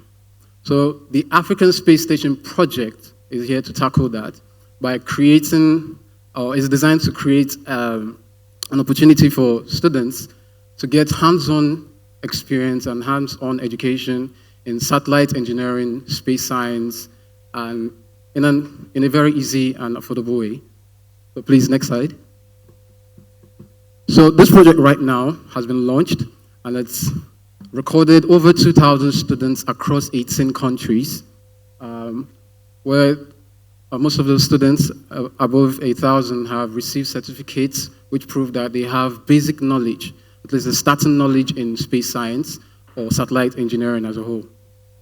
Next slide, please. All right, so these are the list of participating countries at the moment. Next slide, please. So as our vision for the project is to reach 1 million students in Africa with practical knowledge in space science and satellite technology by providing an online resource for interactive and engaging education in this field. Next slide. And our mission here, please next slide. And our mission is to provide an online resource for space education in Africa and to raise space enthusiasts from the young generation across Africa by using, engaging, and interacting online facilities. Next slide. So our engagement strategy is just simple. The project has already been launched by the school and the team, and the SSCL team, over the past year, and we have successes. And we did this by creating a website. Please, next slide. Creating a website where the students can register, or the focal persons in schools willing to register can register, could just take 3 minutes and take an online class, a 3-hour class. And this 3-hour class can be in any time in their semester or term, anytime in a week.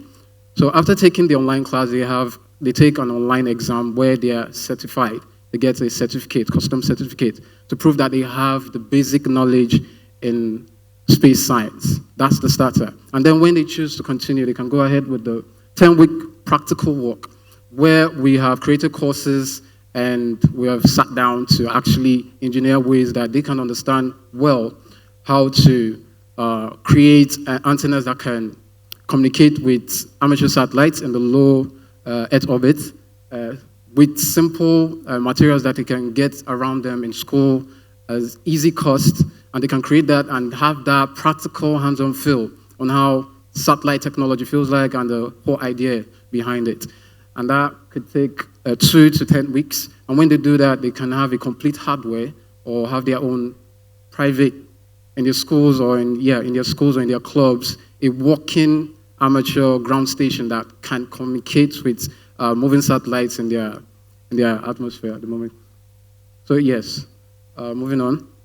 And we look forward to, right now we have a YouTube channel, and we look forward to translate our courses and our online classes that are already there to various languages that are available in Africa here, from Swahili to Arabic to Hausa, Igbo, and the such.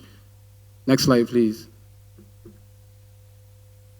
And yes, we have a video. You can see that we have students actively participating in this. Please, next slide. Actively participating in this, where they calculate the necessary mathematical formulas and all that to create the antenna, a simple Yagi-Uda antenna to communicate with satellites and to decode signals they get from those satellites, not just getting that access to decode the satellite they get, the signals they get from the satellites, and also have that feel of how it is. And next slide, please. Next slide, please. Right. So we also provide some certain softwares, easy to install for them, where they can use to understand the data that has been sent. And this is just a short clip of students working actively with this knowledge we actually provide for them with our platform. Thank you. This is supported by the school and the lab as well.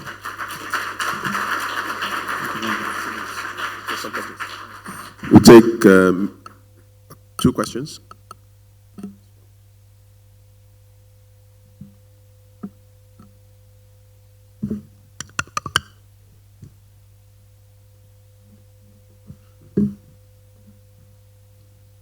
Hi, first I want to say thank you for your amazing work. That's amazing. Thank you. What is the target age for the students to be ready to take the class? And my second question is there any plans long-term to have a subsequent training class or certification? So, all right. So for the first question, yeah, we don't have a specific age. Any from primary school, high school, that can, I think for the first step, to get that basic knowledge, because the videos and classes we have are very interactive. We have visuals and graphics that can help them understand just the basic knowledge of how the Earth works, the satellite works, and what the satellite is. So I think from grade 6 to high school and above can start that, and then they can get into the intensive classes. I hope that was all. Thank you. Thank you. Okay, I also have happened to work on projects similar to that on amateur radio and also radio communications. Currently, I'm working on making the antenna that I use in such projects portable. So I wanted to know if probably you are... Sorry, can you come again? The antennas, the Yagi-Uda antennas. Right. It turns out, when I also started, I was building mine like the one you showed on the screen. Right. But I realized there's a need of portability of the antenna.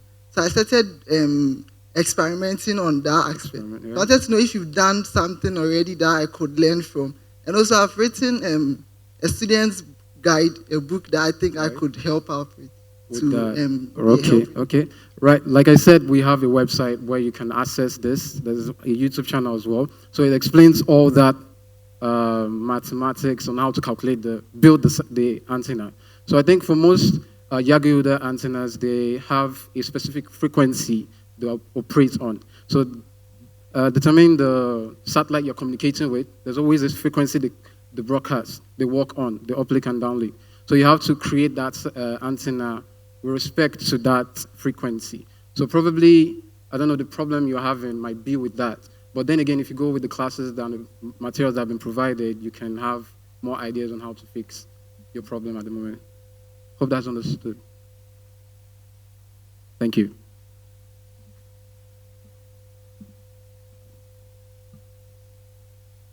Hello, thank you. Thank you, sir. First of all, I think what you're doing is really amazing. Really fully support thank what you. you're doing. Fantastic work. Thank you, sir.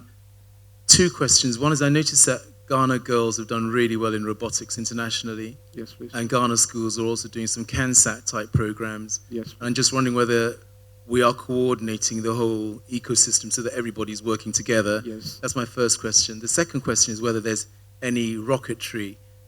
Kids in the UK go to rocket launches and stuff to understand a bit more about space engineering. Is there anything going on in Ghana about rocketry?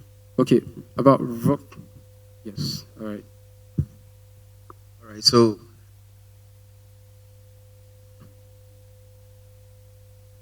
hello? Yeah, let me quickly save my student. All right, thank you. And so concerning the antenna, you having this a challenge with the size of the antenna, like he's saying, it depends on the frequency. The higher the frequency, the smaller the antenna is. The lower the frequency, the bigger. And so it comes to a stage where it is too ambiguous. You need to have a very big antenna. And so you jump into another technology of developing an antenna which will not be a Yagi-Uda antenna. So from that point onwards, you see Forcing, who is also into another technology of antenna, and he can assist you. For the CANSAT, this laboratory launched our CANSAT in 2013, which was first here.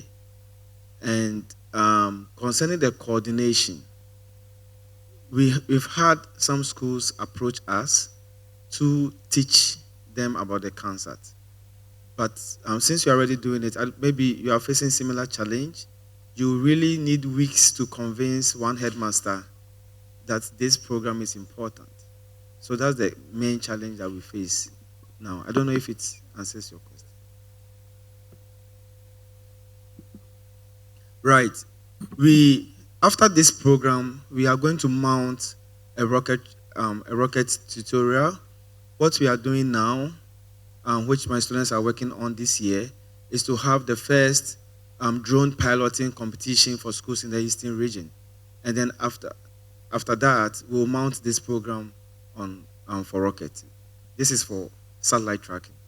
Thank you. Thank you very much. Okay, 2 down. Okay, so the next presenter, Albert Forsen. There you go, Albert. Hello, good afternoon. I'm so much happy that the earlier presenter has laid a foundation for me. So I'm just going to stand on that and jump into a little bit above of that. So I'm presenting on the high resolution picture transmission. We call it APT, or helical cone antennas or reflector antennas. So what is APT, HCRA? So that is automatic picture transmission technique or satellites that give you that image. So automatically you download those satellite images or weather images yourself. And the helical cone antenna, that is the one you see in the photo right down there. And typically just another type of antenna where we try to mimic a big reflector antenna down into 3D printing, where it will be easy or easier understandable by students from the basic level. That was the idea behind this. And also be able to download or receive images directly from those satellites that fly over your location. This operates at 1.7 gigahertz frequency, those satellites. There are some that earlier speaker talked about that operate in UHF around 143 megahertz, low frequency ones. You can get this. But this prototype, which is the helicon reflector, we want to advance to L-band frequency. Next slide. Okay, yeah. So why are we doing this? We are doing this because, one, taking a cue from the Ghana 32-meter radio telescope, again, often we see this TV, DSTV or TV satellite dish on the top of our roof. And what does it do? We try to bring this concept so that there will be a gain of understanding into how this system operates. First of all, if Ghana, we are planning to launch satellite, first of all, we must understand how the ground station is being built, how do we intercept this signal, how do we receive the images, and that basic understanding must be built. That is why I and my team begin this work, develop that basic understanding in environmental monitoring satellite through this particular system. Also, how to get it, images, how do you analyze them? These are weather satellite images. When you get them, how do you analyze them? And whenever there's a weather forecasting, you see these images on your screen, but what if you can download this satellite or intercept these images yourself? How do you go about them? So these are the things we are talking about. Sorry. Okay, so basically this is how the system looks like. Very simple for basic student to understand. That is the antenna there. It goes through a simple, we call it low noise amplifier. Then we have the back end, which is the SDR, radio software defined, which is a small, just like a dongle. Then you have your laptop or your computer. There you go to get your satellite images. All right, so there's a few specifications about this design, and the diameter of that dish is just about, or reflector is just about 60 centimeters because it comes from 3D printings. The frequency can give you between 1.4 to 1.7. So originally the idea was to how we have radio astronomy working around 1420 megahertz for hydrogen line observation.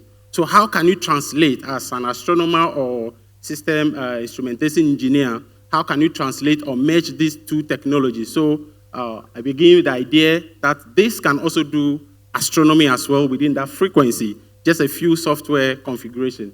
Then to 1.7 gigahertz, you'll be able to intercept some images. Those images from satellite, weather satellite images as well. These are NOAA 15, 18, 19, and Meteo MNR 2 and 4. These are the satellites that you can get those images from free, and it's available. But currently, those NOAA 15, 18, 19 have been decommissioning, and I want to acknowledge those guys who have been very helpful all the time. Next, please. Okay, so these are the assembly part, just the 3D models. You get the 3D designs, printed them out. So if this printer is available at schools, kids can print this out themselves and easily do the assembly. Assembly is so easy. Just get available material, mosquito nets, you are good to go. You have your satellite antenna. That operation or the idea behind this is equal as that of those big dishes that we see. Next. Yeah, so after assembling, so this is how the whole thing looks beautifully. Then that is how the setup looked like. I put in my amplifier, put in my small connectors there, and get my computer connected. And the good news is that if I don't have the laptop, I can easily do this on my phone. So sometimes if I go outside the house or there's power out, use this on my phone and get my images as well. So this is the full setup. This is how it looks like. Yeah, so this is just to know about a few components that are involved if you care to know or you're interested. Then, so this is a software setup called SatDam software, and get a few setups. Set your frequency, the satellite you want to download from, you are good to go. Then you can get the tracker, which is like look for sat. That tells you the position of the satellite, what time it will be at your location. There you go.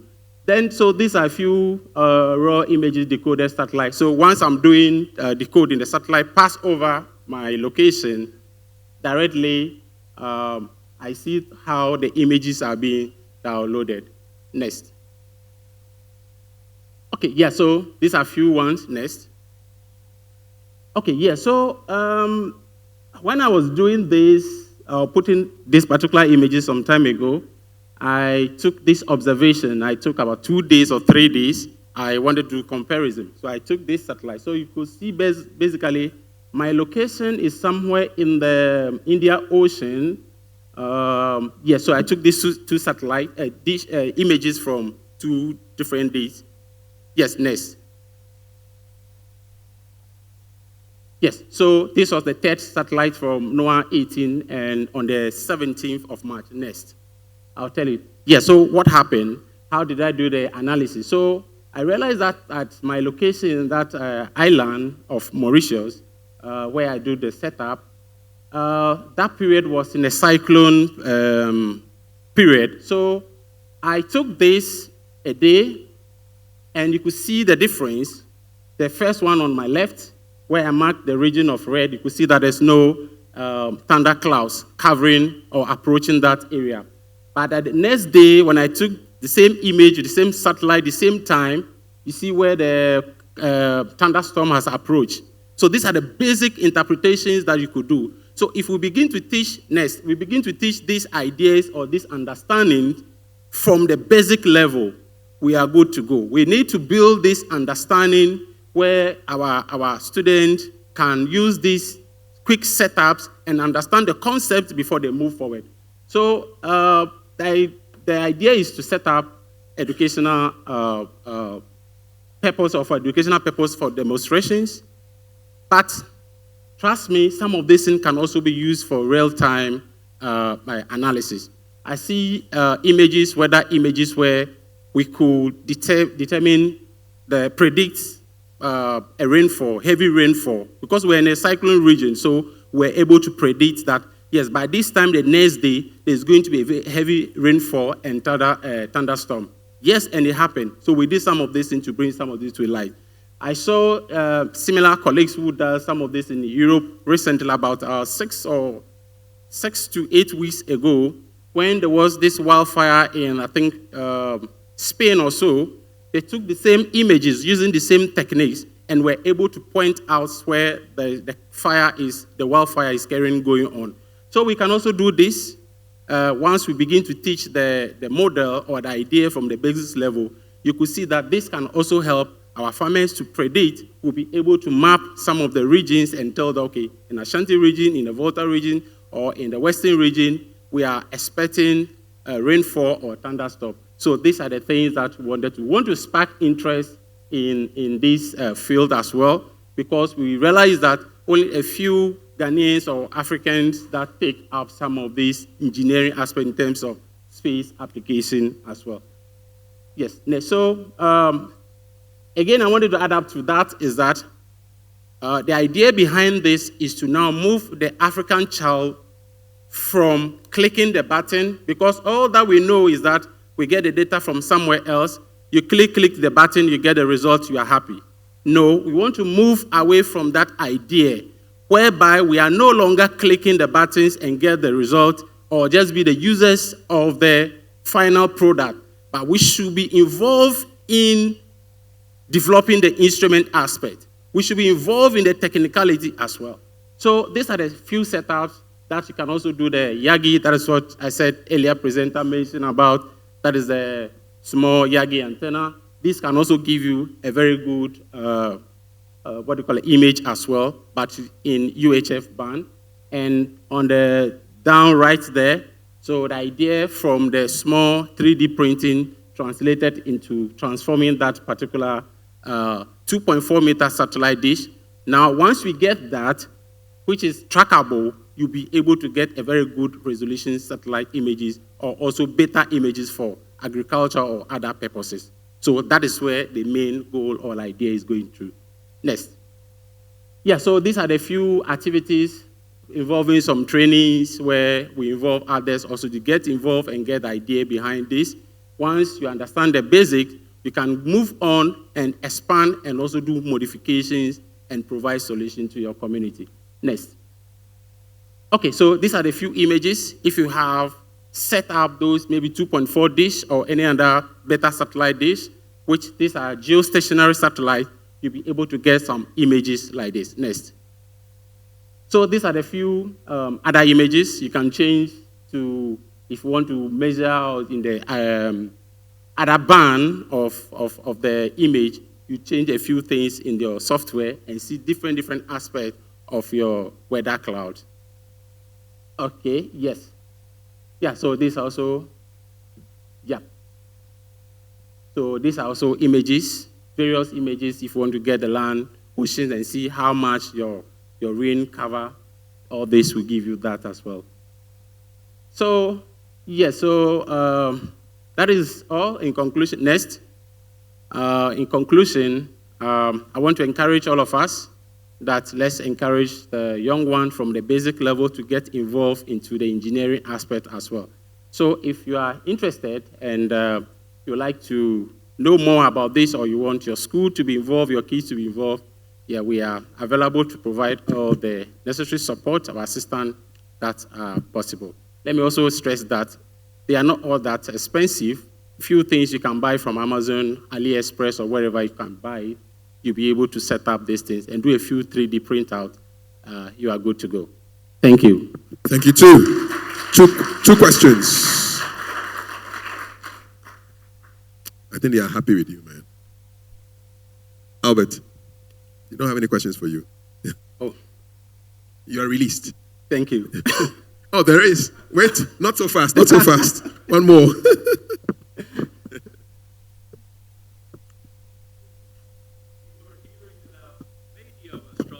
Earlier, thank you. Maybe you can point your antenna at the planet Jupiter or the sun and listen to the radio waves from space. Yes, that is possible. As I said, maybe at this frequency, with this dish, you'll be able to see the hydrogen line with this frequency. So that's why I said the idea came from the astronomy, because I am into astronomy and instrumentation in radio astronomy, and specifically in interferometry development. So there is where the idea came from. How do we merge these two ideas to use one instrument to do two things and cut down costs and do great things? Okay, yeah. Albert, thank you very much. Thank you. What does it sound like when you point your antenna at the sun? What do you hear? I'm just curious, man. Has anybody done it? I wonder what it will sound like. What will it sound like? How will it sound? I really want to hear it. I want to hear what the sun sounds like. Yeah, I'm curious, man. So leave me alone. Why are you listening for it? All right. Emmanuel Proven Ajri is the next presenter. Where is he? There he is.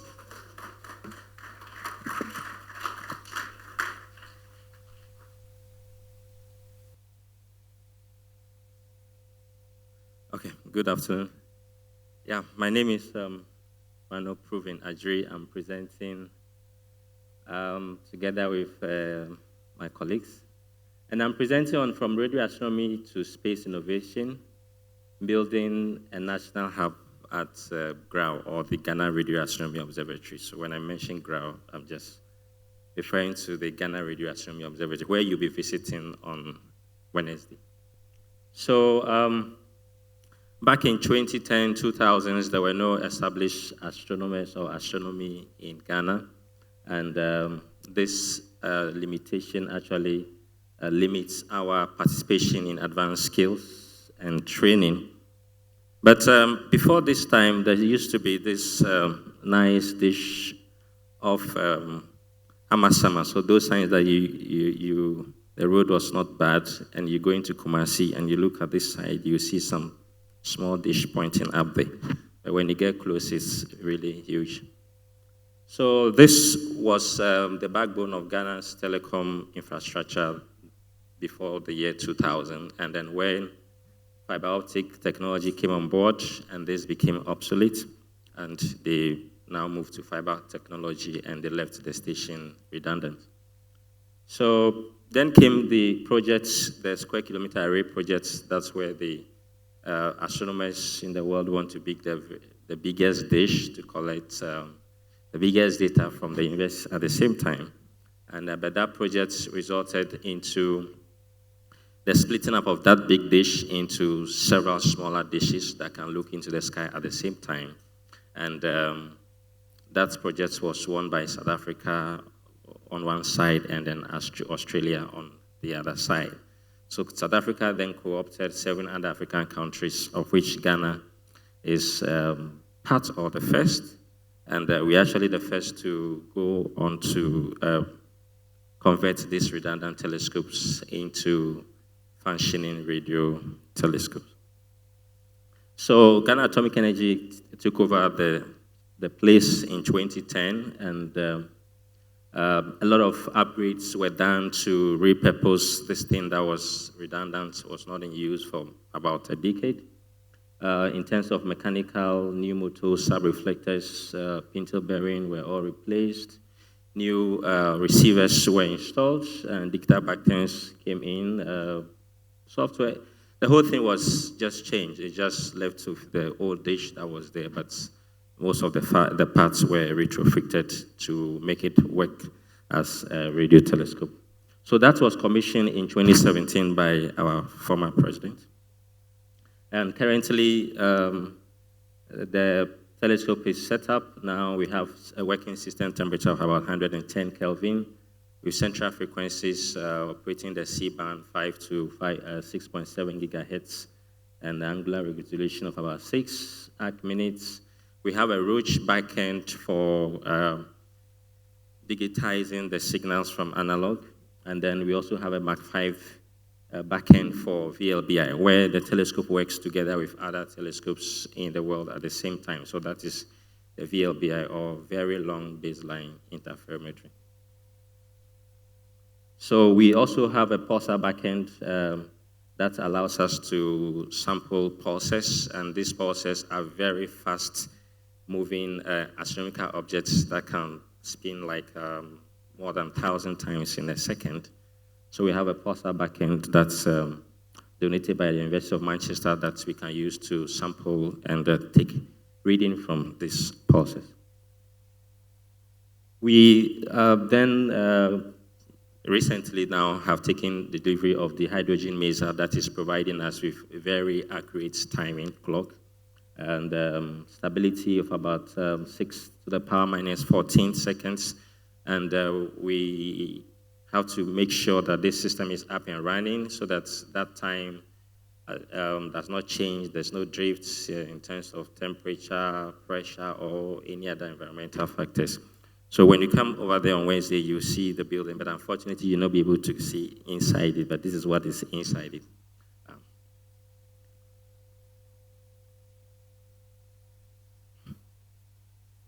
Good, so I just present some few Science Commission results from 2017 that we've been working on.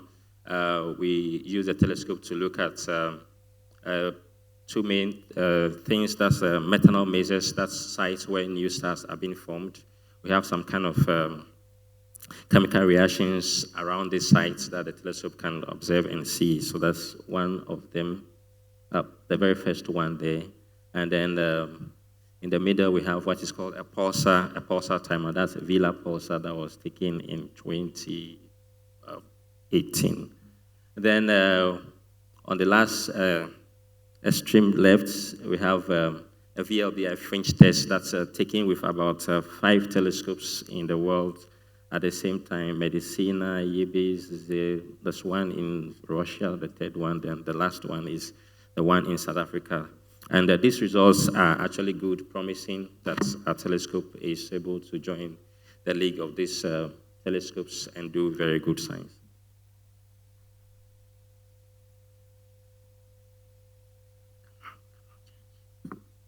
Can you go to the next slide for me? My pointer is not working. Okay, so again, some other interesting results. These results are just about 6 weeks ago when we produced these results, actually showing the sensitivity of our telescope, and then also this is a methanol maser plot, and also we are able to detect some new things that are happening in this faraway regions of star-forming region. And then there's another recent observation of a a system called Cepheus A HW2, and it just started flaring or increasing in flux density, and we're able to capture that as well about some 8 weeks ago. Yeah, and then another aspect also we work on is AGN, that's active galactic nuclei, where you have very energetic stuff coming from places or like new galaxies. And we are also able to, we've started doing some work on this in this AGN field. My colleague will be presenting on that, I think, tomorrow. Yeah. Come on. Okay, go to the next slide for me. It seems like my pointer is out of sync now. Okay, so over the past years, the Ghana Radio Astronomy Observatory has been working on partnership models between government agencies and other external donors to keep the place running active. Our major sponsors is the DARA, that's Professor Melvin Hall, and the team in the UK, and then we also have the SKA, and the SKA which transitioned into what is called the SARAO, and HATRO, and then we also have recently collaborations with University of California, Santa Cruz. We also have working relationship with Ghanaian universities, UG, KNUST, Tech. I'll just show some of them on the next slide. And then private engineering firms as well, because of the knowledge transfer and local innovation that is central to today's economy. Go to the next slide for me. Okay, so this is just a slide I put in there for UCC, what has been happening in UCC this year. So we have optical and TTRT telescopes donated to UCC, which is becoming the very good basis for astronomy development in UCC. They now have this 8-inch optical telescope that's for hands-on astronomy outreach, and then also introduction to the Astronomy 101 course that is taking place soon. And the next slide, please. And then we also have some postgraduate students at UCC now, Josh, and then Angela. Angela is actually around at the DARA stand. One is working on simulation of this metal maser environment, and then the other student is working on blazars, that is this extreme luminosity coming from supermassive black holes. Yeah, next slide, please.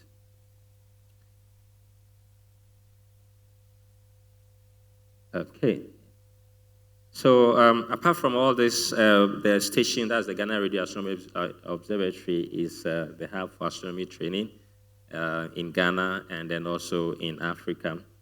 We've been running the DARA training program since 2015, and then now we have other African countries that do come to the site to learn hands-on practical stuff in astronomy. In fact, we'll be having the next training session in 3 weeks from now. And then that will be from students from Botswana, what's the name? Namibia, Zambia, and one other country, yeah. So, and that's actually trained, I'm mentioning 200, but Prof. Hall's presentation mentioned 400, right? Yes, I need to update mine, good. Okay, the next slide now. Yeah, so in all this, the observatory is becoming a hub for space activities. Just 8 weeks ago, we installed a new instrument, that's the very top colorful one there, and that's which we painted in the flag of Ghana. And that was built from scratch. We assembled the components of the telescope to take data, and everybody actually felt their hands in doing it. And that's the idea. We just don't want instruments that are sitting there that are just built by somebody and you just come around. We want you to be involved in building it so that the spin-off ideas that you get from that will do something very great outside the astronomy. Then also, please just go back there again. Then also, We will also become a hub for data-driven challenges. We have some supercomputing classes there that, aside as other people are also able to use it for their research work. And then also staff in space engineering, also the students are working on the radio frequency measurements at the last picture there. Yes, the next slide, please. And then I just present to you what's happening. Aside astronomy, we also have a ground receiving station for Viasat. Yeah, just play just click on the page again. Yeah. And then our engineers are able to keep it working 24/7 so that it doesn't go down. And we are planning to roll out other ground receiving stations in the future. My director will be speaking about that tomorrow. Okay. Yeah, so the next slide, please. And then the observatory is actually another hub for outreach and STEM education. We do teacher training workshops at the observatory to teach them concepts in astronomy and astrophysics, and also we also go out to schools around Accra, beyond Accra, also to bring them the knowledge of astronomy. And also we have schools that visit the observatory to look at the engineering of what we are doing. And so that's one of the pictures up there, from basic school all the way to the universities. And even we do have visits from the Air Force and the Army at some other times as well. Yeah, the next slide, please. And currently we are on an ambitious project to build a planetarium that can bring all this abstract stuff in astronomy to a very awe-inspiring point. The first time I was in a planetarium, what I've learned actually opened my eyes to understanding distances, understanding expansion in the universe, and all these things. That is the next project we are planning on working on now. Yes, the next slide, please. So, in a nutshell, GRAO is showing us how a dormant infrastructure can actually become an engine of scientific excellence, or becoming today a space hub. And then also, this big science is a pathway for socioeconomic growth through innovation-led partnerships. Yeah, the next slide, please. And just to conclude, that the 32-meter radio telescope at the observatory, which you visit on Wednesday, please try to come, is developing astronomy and also an integral hub for space development in Africa. And on the side of the astronomy, we are using it to understanding the universe, studying star-forming regions, AGN, and all this crazy stuff in astrophysics. But on the other side also, it is a strategic repurposing and the international collaboration that is giving us the capacity we need in space development as a nation. So GRAO continues to seek to strengthen Ghana's leadership in space activities, contributing to Africa's presence in the global space ecosystem. The next slide, I just want to acknowledge our partners, DARA, NRF, Sarao, University of Santa Cruz, AFAS, University of Leeds, University of Manchester, and then the Department of Science and Innovation in South Africa. Thank you very much for listening.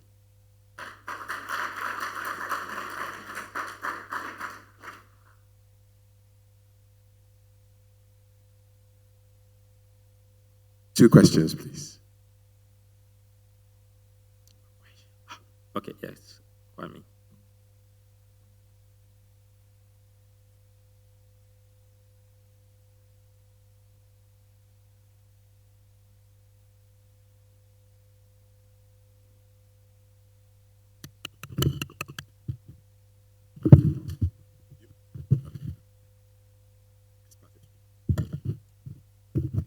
Thank you, sir. This really brought a smile to my face. I'm very happy that there's hope for the country in doing these things. So I was wondering if there are any plans to expand on this observatory, as in building similar structures like this in different parts of the country.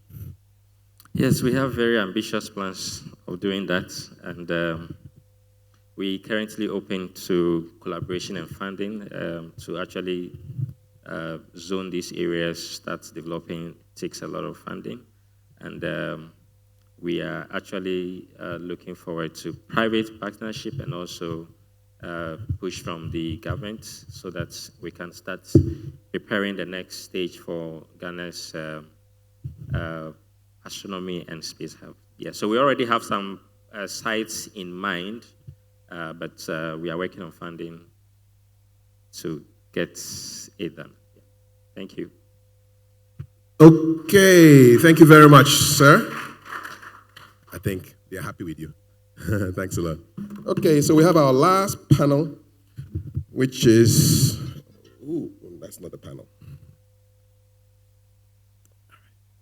Okay, so the last panel, which will take us to the end of today's session, same kind of, so we'll have a presenter speak for about 20 minutes, and then I'll get the panel on to come and basically riff off what has been said. Okay, so this is our presenter for the panel. The presenter is speaking on the issue of commercial space. Okay, so sounds exciting. It's Professor Wiafe, Eden Way Foundation, empowering Africa's youth through space innovation, incubation pathways for skills and employability. Prof, you're welcome. Thank you very much. And good afternoon, everybody. Okay, thank you.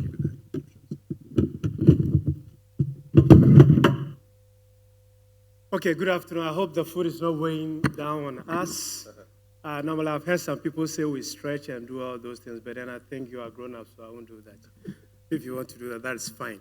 So this is the space, commerciality, and entrepreneurship. I would dwell more on the entrepreneurship side because I'm now growing into business more. Traditionally, I'm a school teacher, so I'm going into business. So I won't touch more of the business, but the entrepreneurship. And this is an NGO called Eden Way Foundation, set up 3 years ago by myself as a startup. I used to work here at the University of Ghana for 25 years, and then I found something very, very disturbing. I see students who are very motivated, they come in, second, third year, they are ready to go out and tired, and they collect their certificate and they leave.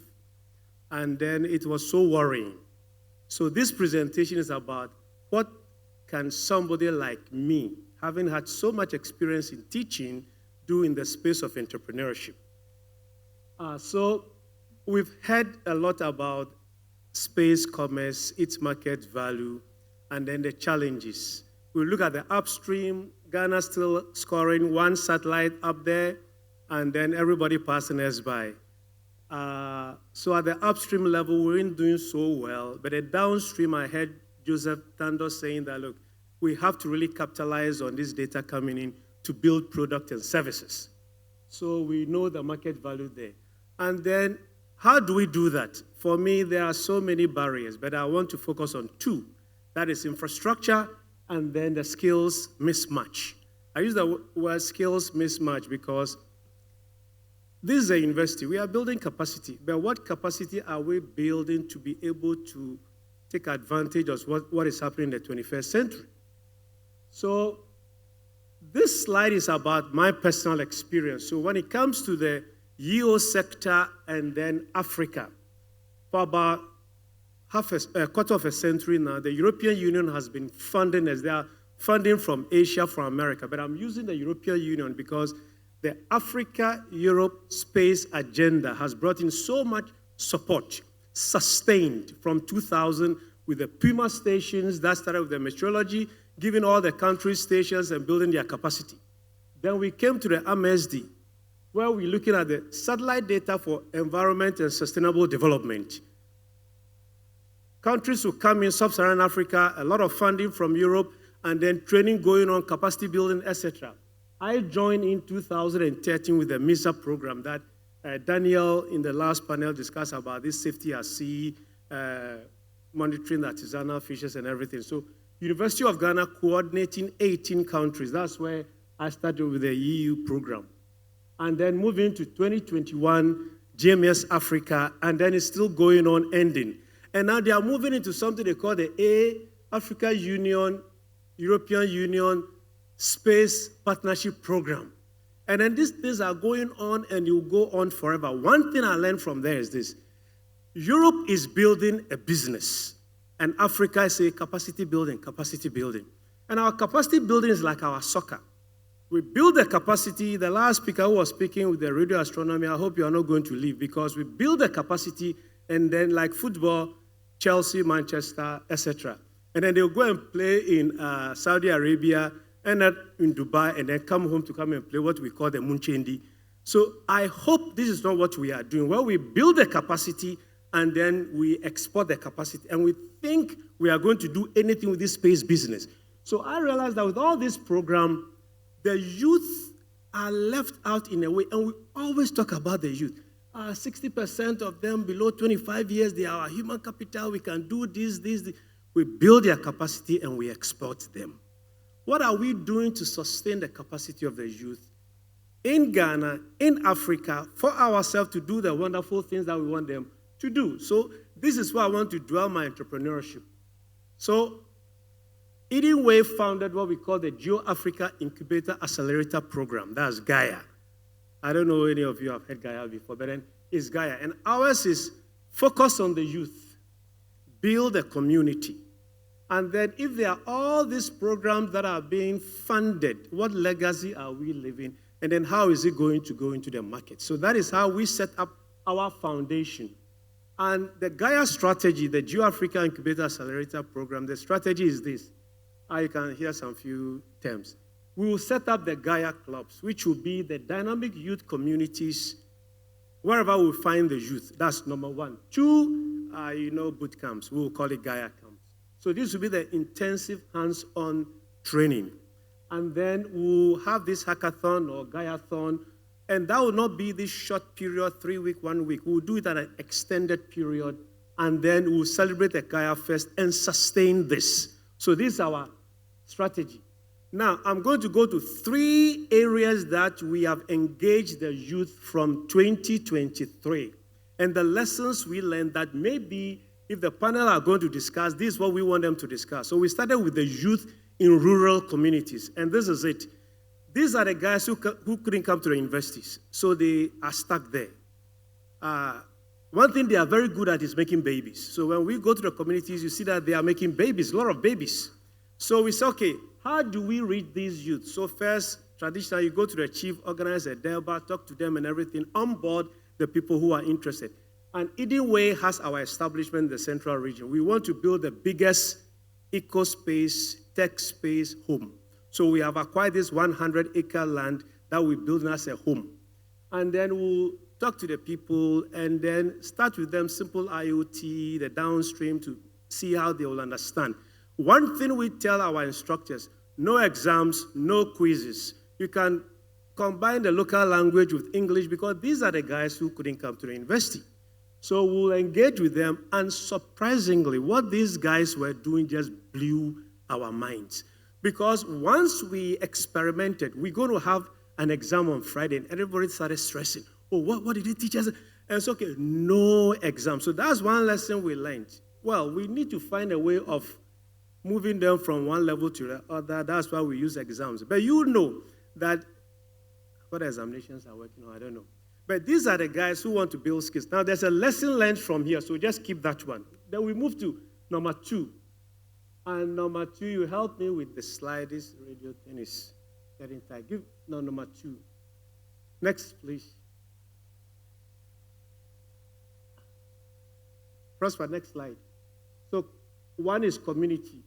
The next one is the tertiary. So now the next one is the tertiary institution.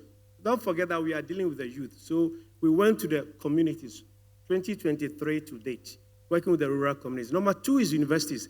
And the assumption is this. The university guys are already doing the wiki things in the lecture rooms. They are studying. They know everything. So we are not going to build any capacity there. We are going to give them funding for them to build some innovative ideas. And let's see how these ideas can move into the market.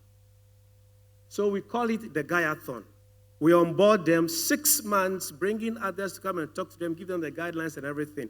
2024, we organize it for 8 universities in North and West Africa. This year, 2025, okay, so 2024, North and West Africa, we weren't that much impressed. So this year we said, okay, let's cut across all of Africa. So 54 countries went through a process, and then we got 16 universities on board, North, West, East, South, Central, on board. Good money. I mean, you're talking over $20,000 for people to really take good money to do things. And then it was wonderful program. But then we weren't that much impressed. Final one, final community, is then we come to the secondary institutions. The secondary institutions, so the high schools. We did what we call the STEM Innovation in collaboration with Georgia State University and then Arizona State University. It's okay. How do we reach out to these guys, make the training tech compliant? These are the guys doing robotic competition, etc. And then what will come out of this? So these are the lessons that we learned. One, with the community. When we came on board, we said, okay, we want to train them. Then he said, no, you don't do it like that. You need accreditation. I said, okay, fine. So 2022, we came on board. We went through the accreditation program. We got the accreditation from TVET. And then we told them the curriculum you guys have is really outdated. We can't use this thing to train. I mean, if you look at their IT, they are teaching Visual Basic and no. So we stepped back, redefined our curriculum to make it more hands-on. When we completed, they can't give them certificate because they have to write their type of exams, which these guys couldn't pass, which stressed them, and they've done so well. And then the community leaders are saying, okay, we are not interested in certificates. This paper thing, we are not interested. We want our wards to be able to find business and build business. So from this, moving forward, we have redefined how we will engage with the youth from the rural communities. It will be apprenticeship program. And TVET gives that accreditation as well. So we started with aquaculture, aquaponics, still using AI, IoT, digital technologies to build smart aquaculture, horticulture for these rural youth for apprenticeship, and they build business. When it comes to the tertiary institution, we realized that we pump in so much money, and then what was worrying the university students are a lot of exams. They are distracted, quizzes, exams, assignments, and some of them really want to do this. They get enjoyment from it, but then they have to pass the exams. So when it comes to weighing this thing, no, I need to complete my school with a good certificate. Is that what is really happening? Or can't we step back, relax, make these guys be more innovative, and then be thinking of what they are taking to the market, than publish a wonderful paper that people who publish will read, and then guys in the industry are not really reading it anyway. Anyway. And then when it comes to the secondary institution from the STEM Innovation, we realize that they are in schools. So we are going to do the Gaia clubs. We've just begun onboarding them. We are going to take grade B and C schools. We are going away from the category A schools. The reason being this: the category A are well endowed, and then everybody knew they are good. The Achimotes, the Presec, etc. So we are taking in the rural schools, which are so low, and then we're going to test whether they can come out with something so good. And then we want to sustain this, that given 5 years, whether they are not going to get the visibility for people to say, okay, I want my ward to go to this grade B school because of they are doing, what is happening there. So we are bringing a lot of things on board, sustain this program till September. We'll do it academic year, and then the next year, and the next year. So these are the lessons that we have learned engaging these youth, that we all want to engage, build their capacity. But I tell you, if we are just doing, and with all respect to everybody, doing these robotics that they do, there's a problem there. I remember going to one school, and then when that school was going for the competition, a mother called. This thing you are doing, is it part of the WASI curriculum? They said no. They said, okay, pull my daughter out. She's doing home science. I want her to get whether A or 1 or... And the teacher told me that that student was a star student for the robotics group. And they said, no, Wasi, we don't need this. So one stage, we want to build entrepreneurship for these young ones. Another thing, we want to give them wonderful WASI grades, category A school. They come to the university. With my own eyes, I've seen wonderful students. By the time they are leaving, they are so happy because the whole system was so boring. Thank you very much.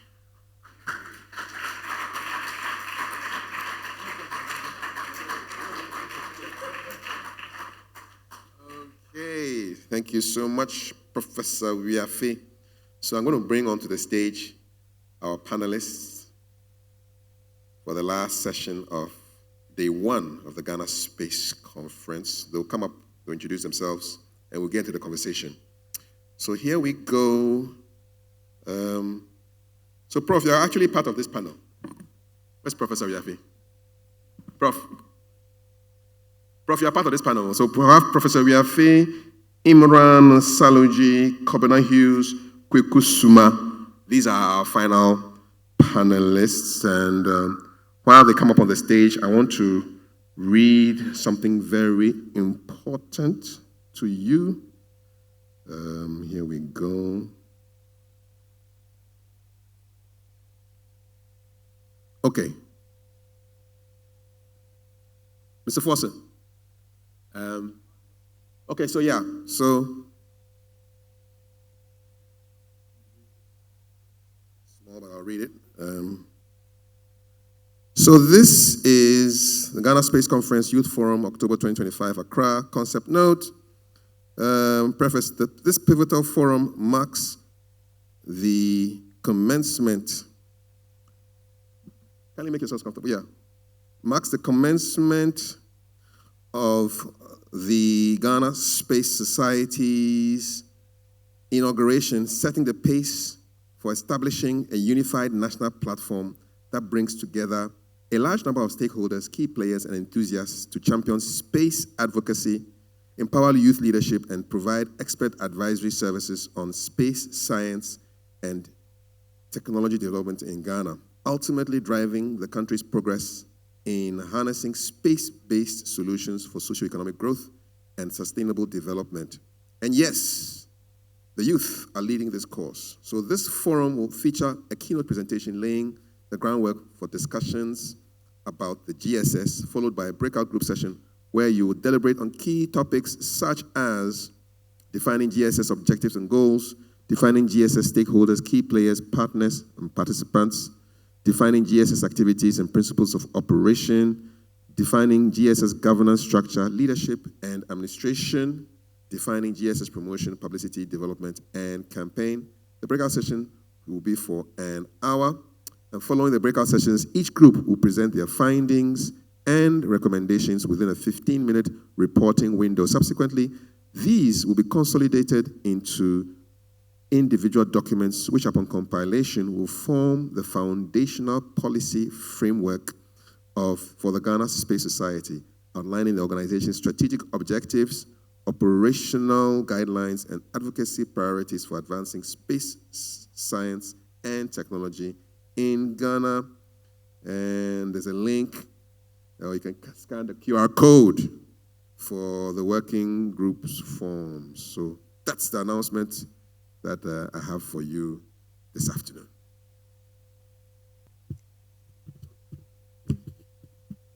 So now the QR code action is done, and we can begin our conversation. Okay, so I'm going to start with Mr. Hughes. Just introduce yourself, tell us what you do, what's exciting, and yeah, we'll kick it off from there. Go ahead. Thank you, Kafui. My name is Kobina Hughes. I'm a UK Ghanaian dual, and I'm a qualified lawyer in both Ghana and the UK. I spent a number of years working at the VRA until 2020 when I went back to the UK. So I came back last night, having been away for 6 years, and I knew I was back in Ghana when the guy who came to meet me had to climb in through the passenger door of the car to get in.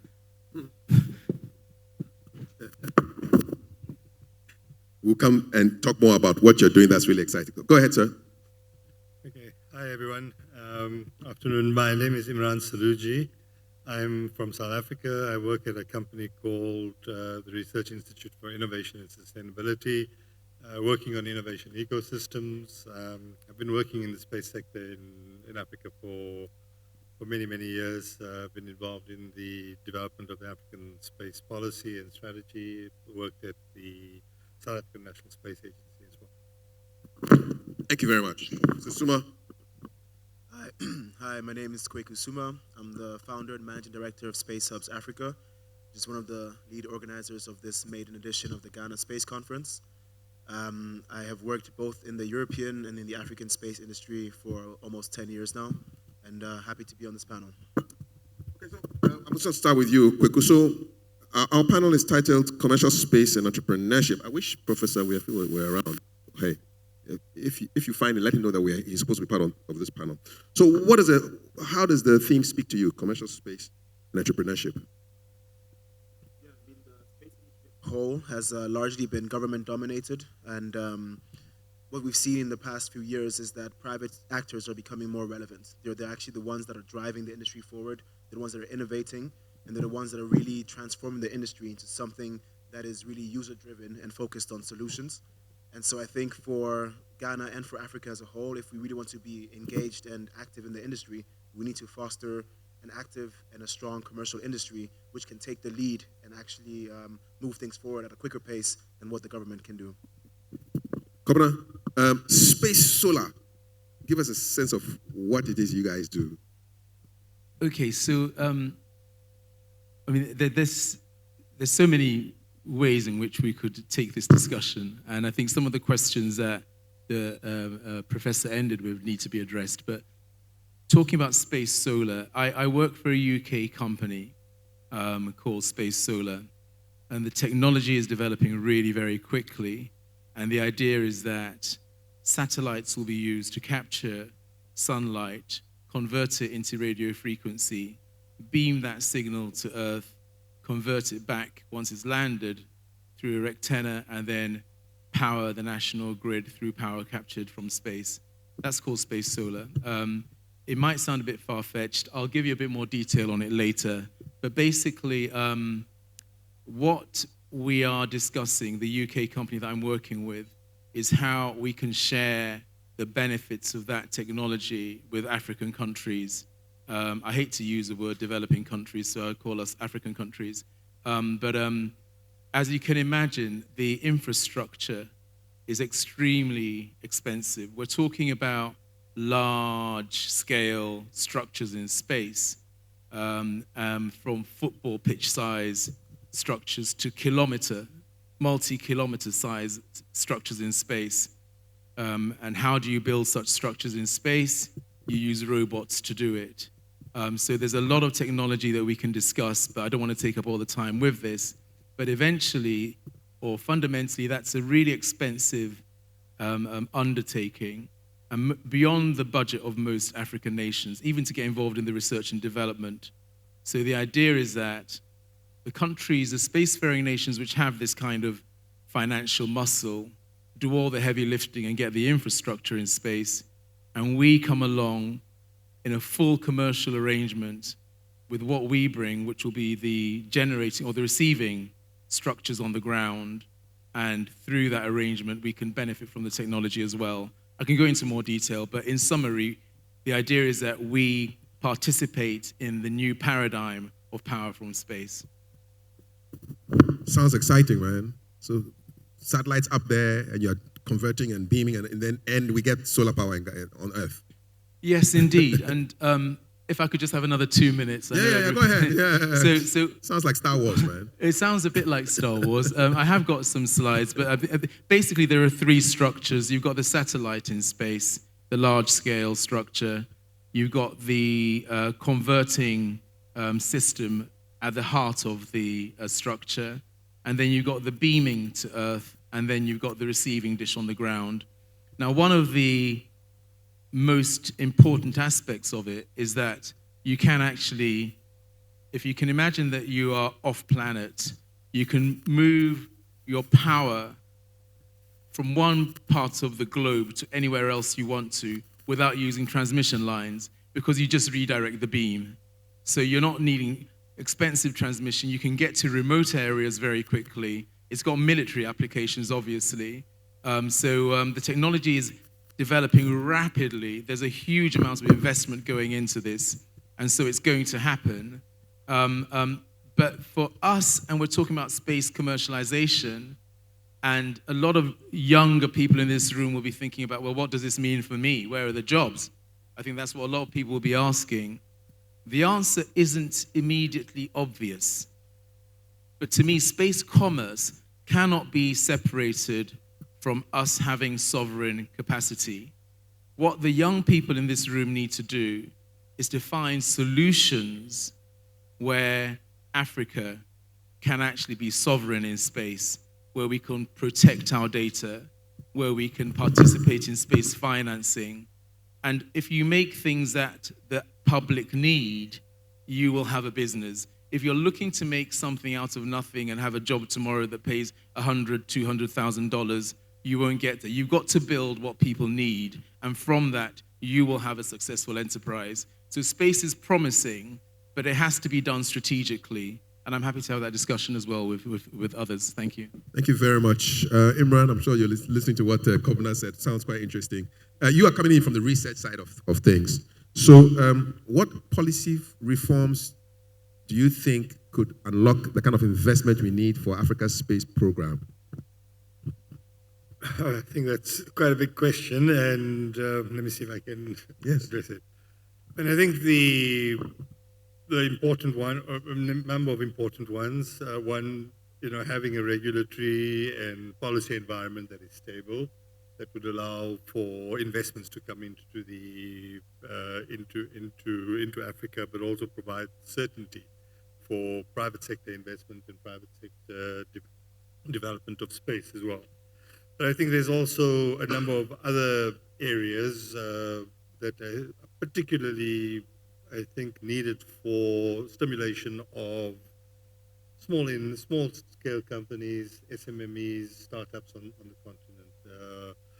Something like data policy, having access to data. Data is sometimes a barrier to innovation, and reducing the barrier to that innovation. Earlier during the day, I think one of the speakers had talked about government acquisition of data. And I've been involved in a program in the past where government did acquire data and was able to then negotiate license terms that allowed for private sector to be able to also get access to that data when they were doing projects for government. That allowed big cost reduction in terms of the private sector.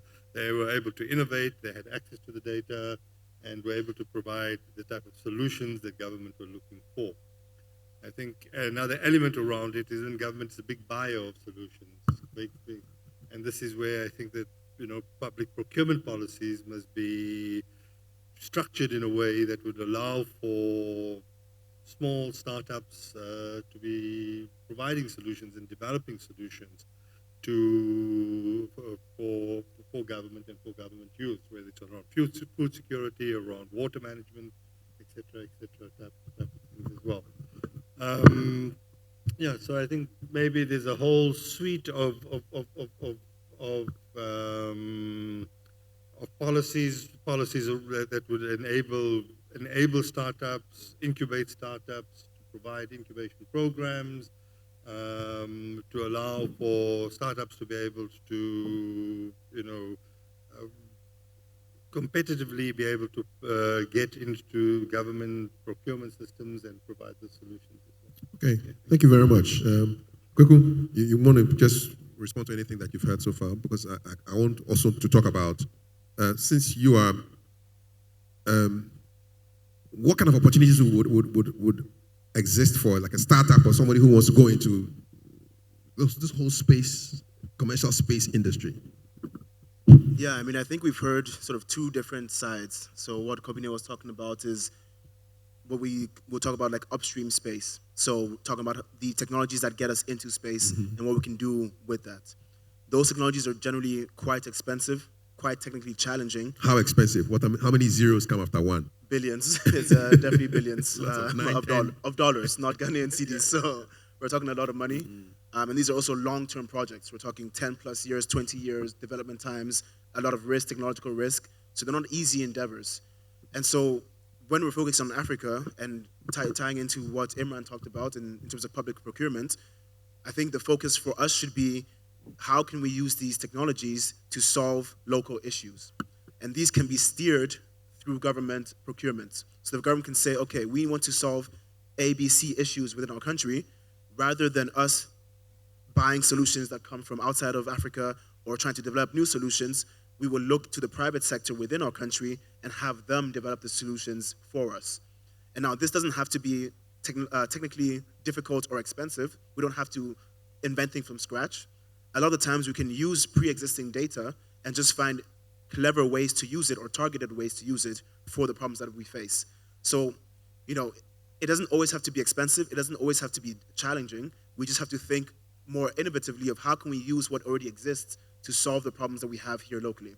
And I think that's really, at least from Space Hubs Africa's perspective, that's what we want to try and bring into the conversation is that these things already exist, technology already exists. Okay, we may not be sovereign, we may not have all the capacity, but things already exist that we can use. Let's try and find ways that we can use it innovatively, interestingly, to solve local problems that are going on right now within our countries.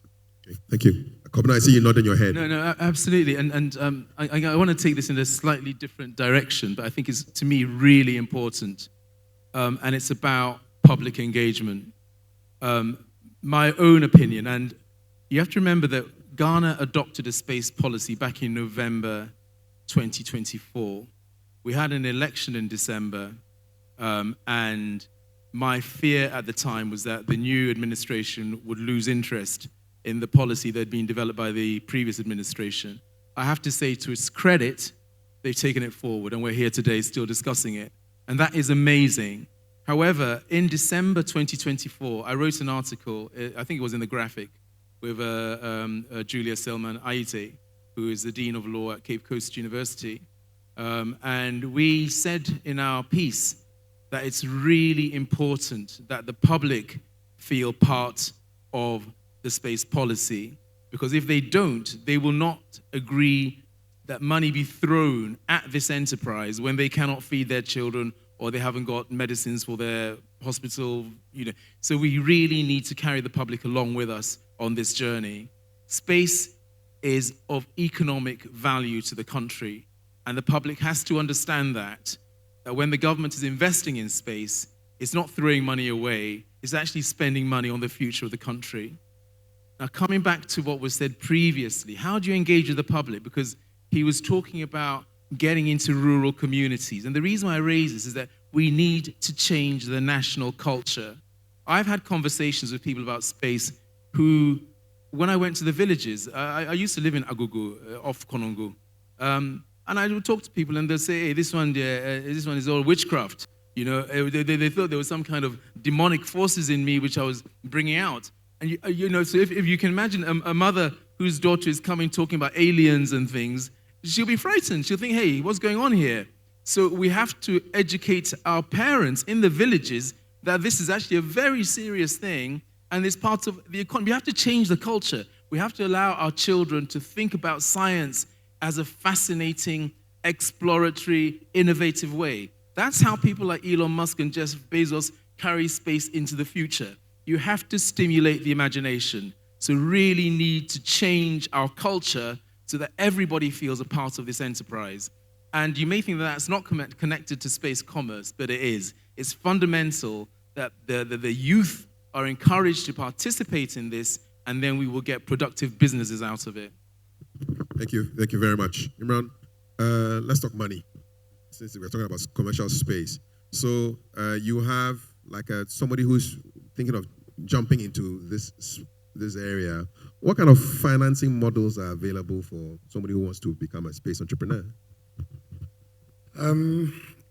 Before I answer that question, I think just one additional element or two additional elements I just wanted to add to what Kwako and saying. Yeah, go ahead. I think one of the elements around the policy that we're needing to be look at is, particularly for startups, where are the sources of new knowledge coming from?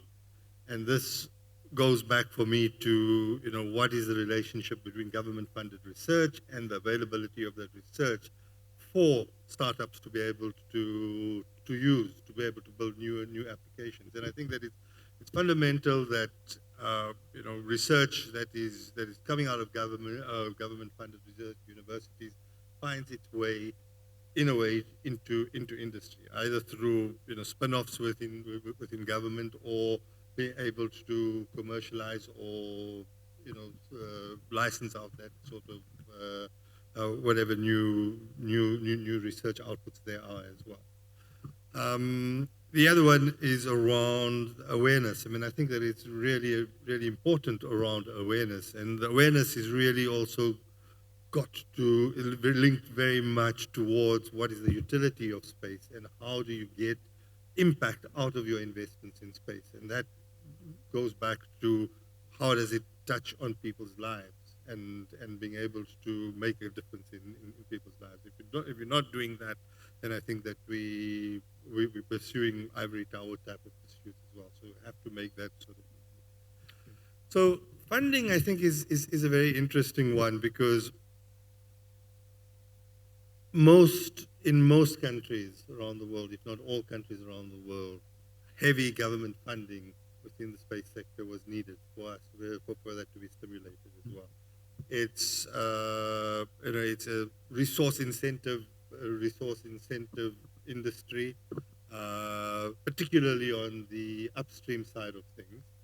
I think you can get private sector investment coming into the space industry, but private sector investment requires some sort of de-risking of that investment, and this is again when the de-risking mechanism in many instances is having that strong private sector and startup sector where the private investors are more secure in getting back returns on what their investment is as well. But I think then there's different models around private-public partnerships around this as well. Important elements around it. I think government has another important role in that it is ability to be able to access markets and assist to access markets. Particularly, it's a buyer of services, but it also has, through its relations, its other elements, to be able to assist with access to markets as well. And I think the whole question around financing is a multifaceted one that is looking private as well as government. Blended, maybe even. Blended finance. Yes. Just probably missed it. Are you based in South Africa? Yes. So, who are the space entrepreneurs in South Africa? So, funnily enough, South Africa's got a very strong upstream space entrepreneurship. There might be about 10 companies that build satellites, that build instruments for satellites, build sensors for satellites. All but one of them, I think, came out of a government-funded program. So government in 2008 or 9, or even before then, decided to fund a university to build a satellite. That university spun out a company called Sunspace. That company got a government contract to build a satellite called Sumandira, built up the capability. People from those went out and developed 5 or 6 different companies. And today those companies are building sensors that are not one sensor being sold in South Africa, being sold all over the world. So export. Yeah. So there was a statistic that there's something like about 20 to 25% of components in flying satellites at the moment that are built by South African companies. Okay, great stuff. Yeah. Could I just add to that? Yes. And that's a familiar model where government initiates some R&D in an area, develops some capacity, and then spins that body out of it, and then it becomes a space company in its own right as a startup. The company that I'm working within the UK Space Solar, went through that program. In the UK, it's called the Catapult Space Program, and it was spun out of Catapult, and now it's set up as a startup in its own right.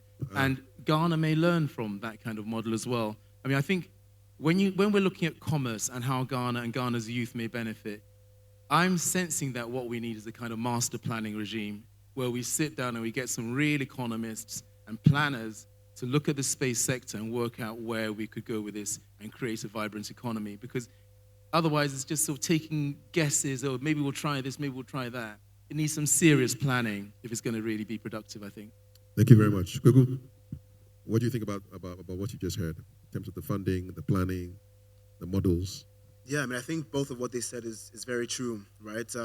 Space is expensive and it's very risky. So the reason why there's not so much private investment is because private investors, they care about their bottom line, they care about the return on investment. Governments can think on a much longer view where they can think, okay, we may not get an immediate economic return on our investments, but we're building something for the future and we're also addressing local issues, right? Aside from the fact that, it takes millions or billions of dollars to even build a lot of these things, or aside from the fact that it might take 5, 10, 15 years to build it, there's still the added risk of, okay, you've built this, you've invested this time, but now you have to put it on a rocket that's going to go to space. That rocket might blow up, and all those years, all that money is gone in 1 second, right? So private investors have a hard time assessing that risk. So on top of what they're saying, a part of what we need to do is also educate these private investors about the risks that are there in space so that they can also assess for themselves and analyze, how big is this risk actually? Okay. Because a lot of the time they don't understand it, they can't really perceive it, and that limits the access to capital that private firms have, which is why they have to rely on the government, and which is why the government has to be a big player on the funding side for these startups to survive. All right. Same question that I asked Imran, I'll ask you. Who are the space entrepreneurs in Ghana? So there are a lot of startups that are now trying to come out of Ghana. There are no big ones that are really active. From my knowledge, there's Xavier Space, there's SheSat, which are operating as well. There's Galaxy Aerospace in Ghana as well. So there are a few people that are starting out, trying to develop something, trying to really scale. But if we're talking about Africa in total, there's maybe less than 300 active startups in the space industry. A lot of them are GIS companies, so Geographic Information Systems companies, which don't only rely on satellites. They rely on in-situ sensors, so sensors actually in the field that are gathering data. So if we're talking pure space companies, there's probably less than 100 all over Africa. So this is not only just a problem in Ghana, it's really a problem all over Africa. And so it's something that we all have to come together to move forward and actually take it seriously. Because, I mean, if we want to compare the amount of startups in Africa versus the US versus Europe versus China versus India, we're really, really far behind. But that shouldn't be something that we're worried about. It's just be something that we are aware of so that we actually prioritize it so we don't fall behind. Because if we think about the future is space enabled, and it's only going to grow more and more in significance. So we can think, okay, we're behind already in a lot of different ways. With the new technologies that are coming out, this is our chance to be at the same level as these countries. Would you say South Africa has the bulk of the space? Definitely. South Africa is the leader in space in Africa by far, yeah. I would say on the upstream side, there's a concentration in South Africa, but on the downstream side, I think that there's good capabilities right across the continent as well. All right. And I think that you talked about the GIS, and I think GIS is very important because what it allows us to do is translate the science and the technology into actionable information for decision makers, and that's the whole sort of pipeline around it as well. So I think that it's when we're looking at it, we should be looking at it in its sort of totality as well. And the same thing goes with in-situ type of networks and in-situ information. Okay, all right.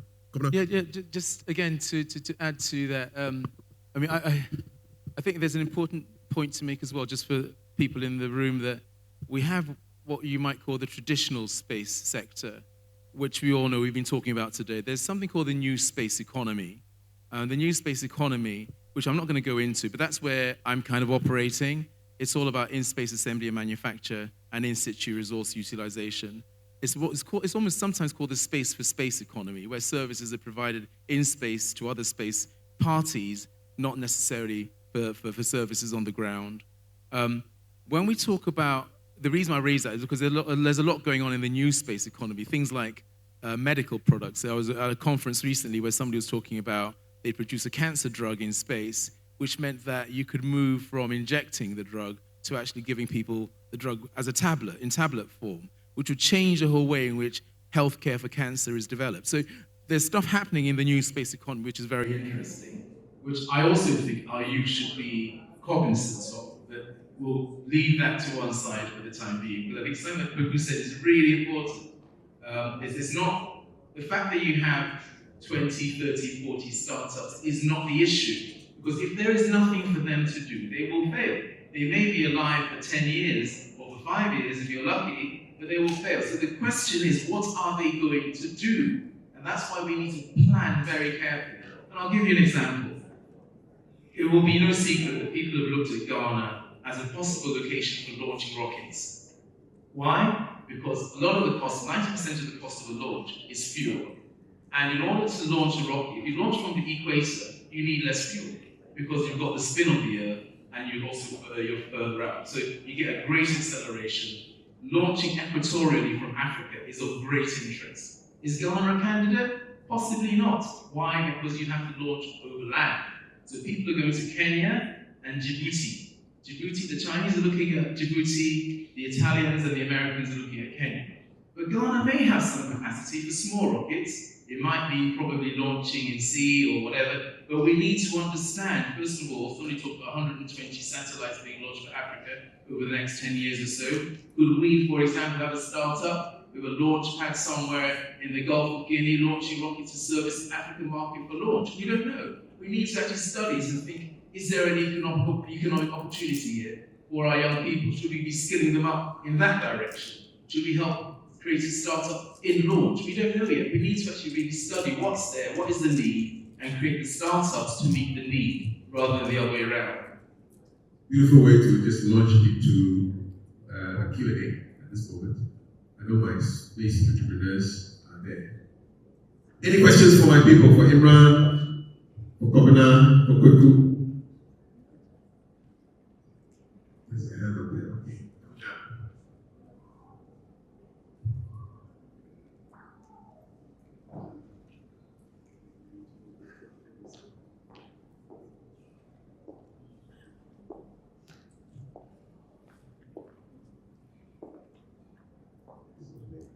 Okay, I'm multi. So, talking about the commercialization of the space satellite and the entrepreneurship, I realize we're all talking about community engagement. And proud to this discussion, there was an opportunity where people were coming up with online stuff in basic form to let people understand the space.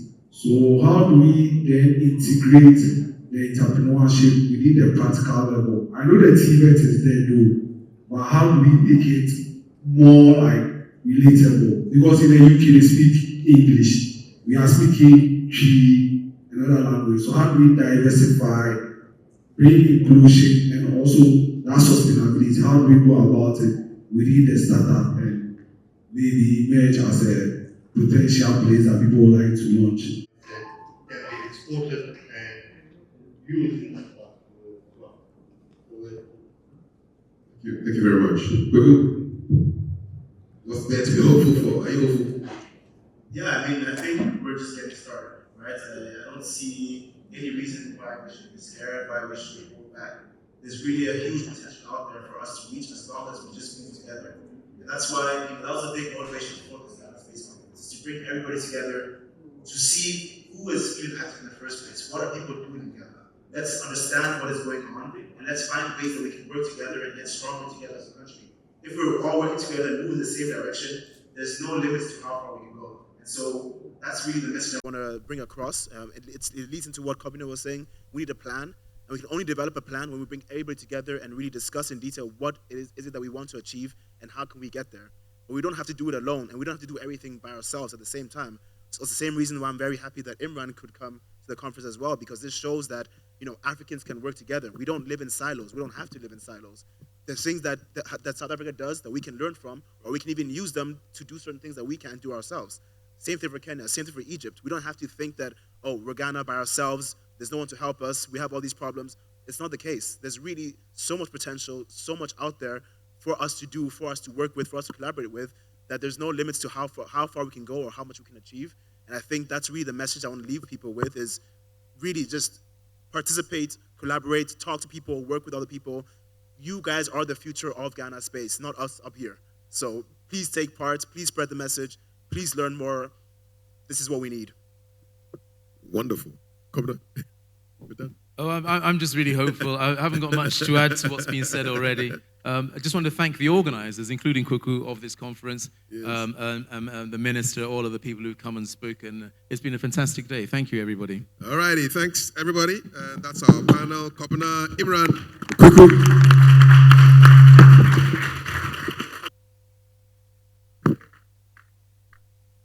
There, on behalf of the organizers, I'd like to say thank you so much, all of you, for helping us to kick off day one of the Ghana Space Conference.